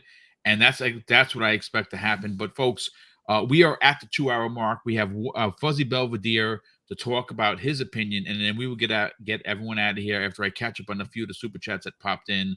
Fuzzy, everyone so far has had amazing points. Dreadpool, Web Dave, and Crispy Bomb completely knocked it out of the park. We have several channel members going back and forth with each other, which I love. And a shout out to Hargeet Chani, representing Game On Daily. He responds directly to Nova Red and says that's already happening in regards to companies buying other companies. He says, and it will continue to happen. Not sure why you think they need Microsoft to do something first. Companies buy other companies. This is happening all the time. And that's a fantastic point. And he has another point to Nova Red where he says when PlayStation started, they bought one of the biggest publishers at the time. They didn't need to present it to be set. They just did it. They simply bought something that was going to benefit PlayStation as a new entry into the market. And look where they have become. Right? They are the market leader, and they have been the market leader for 20 years. Let's not forget that. But what are your points that you want to make for the CMA doing what some in the industry are considering a Hail Mary, if you will, by reaching out to the public, which could potentially be disastrous, in my opinion? I think they're looking for a scapegoat, like was mentioned earlier. They don't want necessarily all the pressure and all the eyes on them as far as for the reason for contesting the deal going through or anything. They want to be able to have someone else that'll be like, look, see, we open it up to the public. Although I like I said earlier, I doubt there's going to be any type of verification process, whether they verify address, name, ID, so forth. I highly doubt it, but it it is what it is. But I think it may actually wind up backfiring on them, because the amount of emails that they're going to probably get, not just from their citizens, but worldwide. Because think of it this way: anybody that's going to be opposed to the deal is probably going to email them as well. Anybody that's probably for the deal, I would say a good bit of those are going to probably email as well. So they're going to get a flood of emails to the point where it may just shut their servers down, and then there'll be a lack of communication, which in a way might be good, because then they won't be able to communicate with Jim Ryan anymore as far as any more of his grievances. But it's funny to me that a regulatory body has to go to these I wouldn't say extremes, but to these measures. I mean, at this point, why not just put it up for vote, have people go to the voting polls or something to that effect? At least that way you can identify if they're a resident of the region. So that would make more sense to me than just say, oh, send us an email, and okay. But to me, the biggest thing now is, with them opening it up to the public, I doubt anybody that's up against this whole merger is going to come up with something new or something groundbreaking of why Microsoft shouldn't do this. Right. Now, I know a chat member had made mention as far as like, well, with Microsoft buying things. See, the thing that cracks me up is that all businesses buy stuff. And I don't think I think there's what, 2 studios that Sony has currently that they didn't buy. So yes, if we look back at history, were made from the ground up, correct. What difference does it make if they buy it today when they have a ton of money in pocket, or if they bought it years ago when they were starting out? You could either start something from scratch, which is a lot of upfront investment, or you could buy an already established establishment with or studio, which if you were using your own money, which would you rather do? Would you take a lot more risk, put a lot more money up front, or would you rather have something that's already established and say, hey, instead of taking all that upfront money, just put it into purchasing that, which in all honesty makes more sense. I mean, we sit back and like look at it as from Sony fanboy eyes that, oh well, Microsoft having all this money is unfair. Well, that's business. That's capitalism. That's part of life and how the world works to some extent. So worried about Microsoft having this advantage as opposed to, pushing or requesting Sony use its advantage, although they're, I guess, trying to with the CMA, bending their ear a bit in their, home, I wouldn't say home region, but a region that they do have a good bit of success in. Why not put that same energy into focusing Sony or convincing Sony to stop doing remakes of games that you're not necessarily asking for, but the ones you're actually asking for, like Uncharted 1 or Bloodborne or something to that effect? I mean, I get it.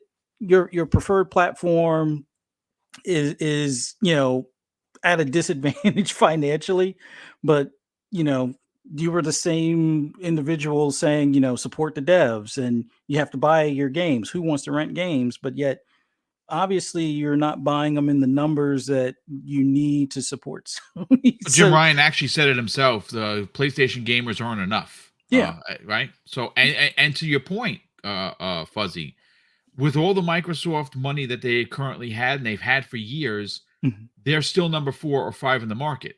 Right. But Sony still has been the market leader for 20 years. Yeah. And one I guess comforting factor to Sony fans that are all about Microsoft being at this advantage with buying and stuff. Can they buy a God of War? No. They'll have to acquire a studio. They can make a game along the lines of God of War.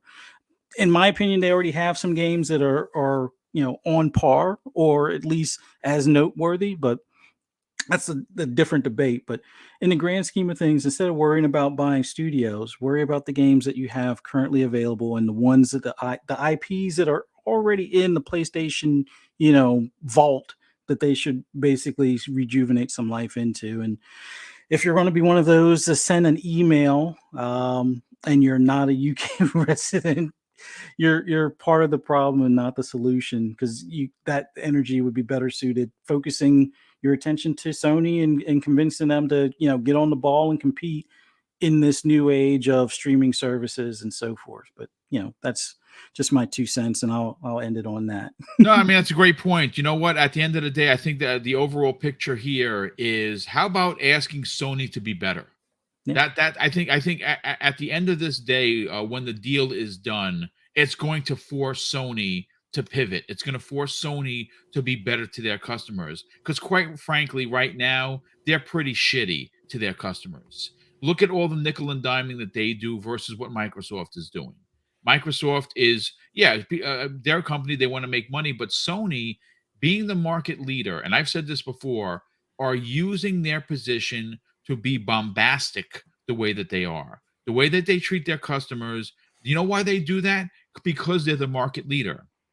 They have no fear. Microsoft said it themselves. They have no fear of industry repercussions, because they are the market leader. That's why they've raised their console $50.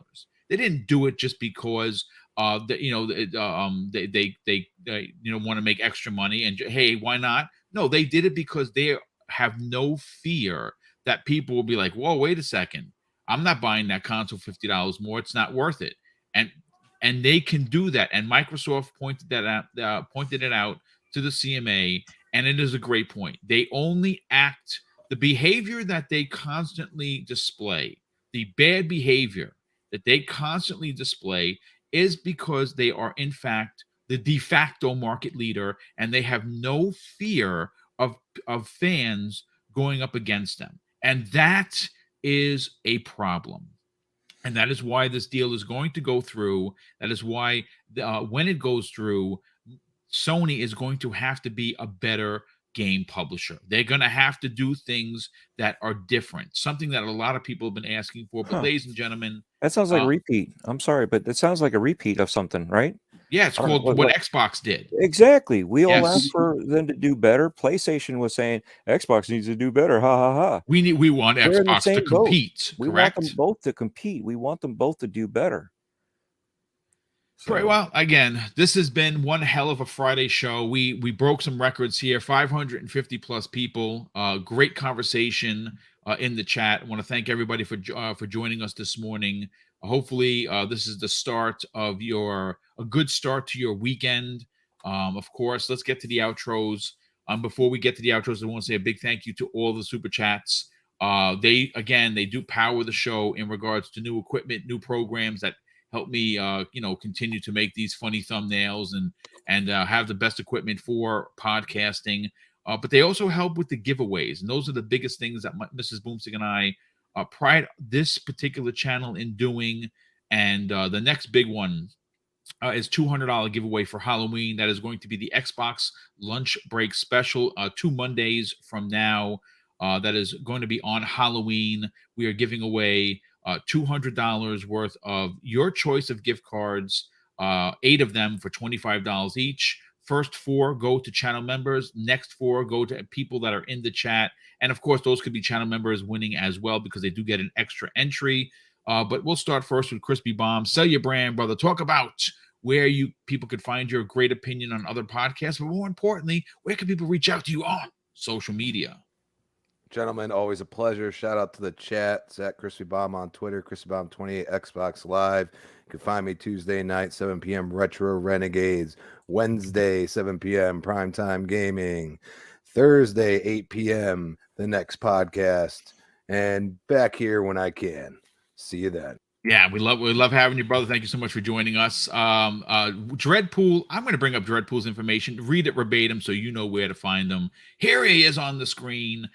You can find Dreadpool at linktree.com/Dreadpool, youtube.com/Dreadpool, Twitter at Dreadpool, TikTok at Dreadpool, and hover.gg at Dreadpool. He's also one of the prominent voices on Gaming Beyond the Box with Wilmy Hood and that crazy crew, Wednesday evenings, 8 p.m. Eastern Standard Time. And of course, if you want to hear his antics and what he had for breakfast, you can tune in Breakfast with Boom Friday mornings, 10 a.m. Eastern Standard Time. Thanks so much for being here, Dredd. Certainly appreciate not it. a problem. I love the chat. Today was awesome. You guys, nobody had to get banned.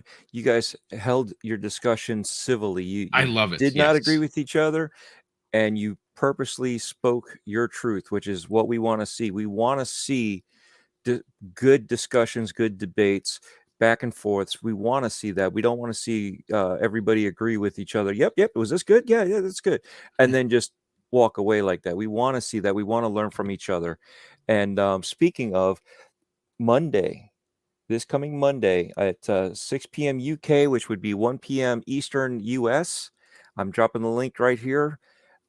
I will be on the LOD Perspective with Venomous AK co-hosting with him for the horror special that they're going to have. So we're going to have some games to give away. We're going to be playing some games while we're live. We're going to have some other guests come on and talk with them. And it's all going to be about Halloween and horror between games, movies, life, whatever. So definitely check out the channel. Like I said, it'll be on Monday. There's the link. And what was it? The Petrified Forest. I was there last night. I was trying to get some footage for you guys, but unfortunately they wouldn't let us film inside. So hopefully maybe next year I'll be able to get some footage inside. I did get some pictures, so I'll have those posted. So definitely check that stuff out. And then yet again, everybody here on the panel, check out all their personal stuff everywhere that they're at. Definitely support the community. Everything that they do. Like I said, Boom, you're the one that brought me in. So I greatly appreciate everything. You don't understand. Well, thank you, brother. We love having you a part of this show, and literally, it's the least I can do. I'm glad that the success of this show has helped you have success in yours, and that really is the point of bringing in new voices. And we love that you are a part of this show each and every week, Dredd. So thank you so much for that. Thank you. All right, brother. Web Dave, you got a lot going on with your YouTube channel. We also got to talk about your newest interview and where can people check that out. But more importantly, reach out to you on social media. Oh, man. Thank you so much for having me on, Boom. I love this panel. Every single one of these men are outstanding. Every single one of them have great interviews available on my channel. It's Outbreak Gamers, Outbreak Podcast. And the link is in the description below. Boom was nice enough to put that in there for me, which I greatly appreciate. You can just click on that. Hopefully, I'll get my handle soon. Still working on that. But every single one of these interviews up there are great. Or find out a lot more about these great content creators. I got Psychonauts just dropped this week. I've got like the last 4 I've did were like Miles Dompierre, were One Bad Mother, Gaz, and Hargeet Chani, who's in the chat. Great interviews. Every single one of those are fantastic. And you find out some really nice nuggets about these gentlemen that you may not know at all. And they're very fascinating and they're very informative. It's great. It's a lot of fun to do. And everybody here, hit the like button. And when you're on my channel, if you please hit the subscribe button. I've reached 500 subscribers, and I'm trying to do my best to get to 1,000. We've got a big show planned when we get to 1,000 subscribers, and it's going to be big giveaways and lots of fun when we get there. So help us out, get in there and join the community, find out more about these amazing content creators. Thanks, Boom. Appreciate it. Thank you, brother. And last and no way least, Fuzzy Belvedere, brother, sell your brand. Talk about what other shows you're on, about your own YouTube channel, which is the best racing news in the business. And where can people reach out to you on social media? Just want to thank you guys for having me on today. It was awesome being on here with you guys. Always great having Crispy on with us in the morning. Man, for anyone that just wants to hear any of my rambling takes on anything gaming related, just follow me on Twitter at @fuzzy_Belvedere. Same for YouTube, @fuzzy_Belvedere. You can also find me later on tonight on Xbox Ultimate on Fun Speculations channel at 9 p.m. Eastern Standard Time on his channel. On Saturday on the Shop Podcast on PTK Blam's channel at 9 p.m. Eastern Standard Time. Right back here on Monday at 12 p.m. Eastern Standard Time for the Xbox Lunch Break Special.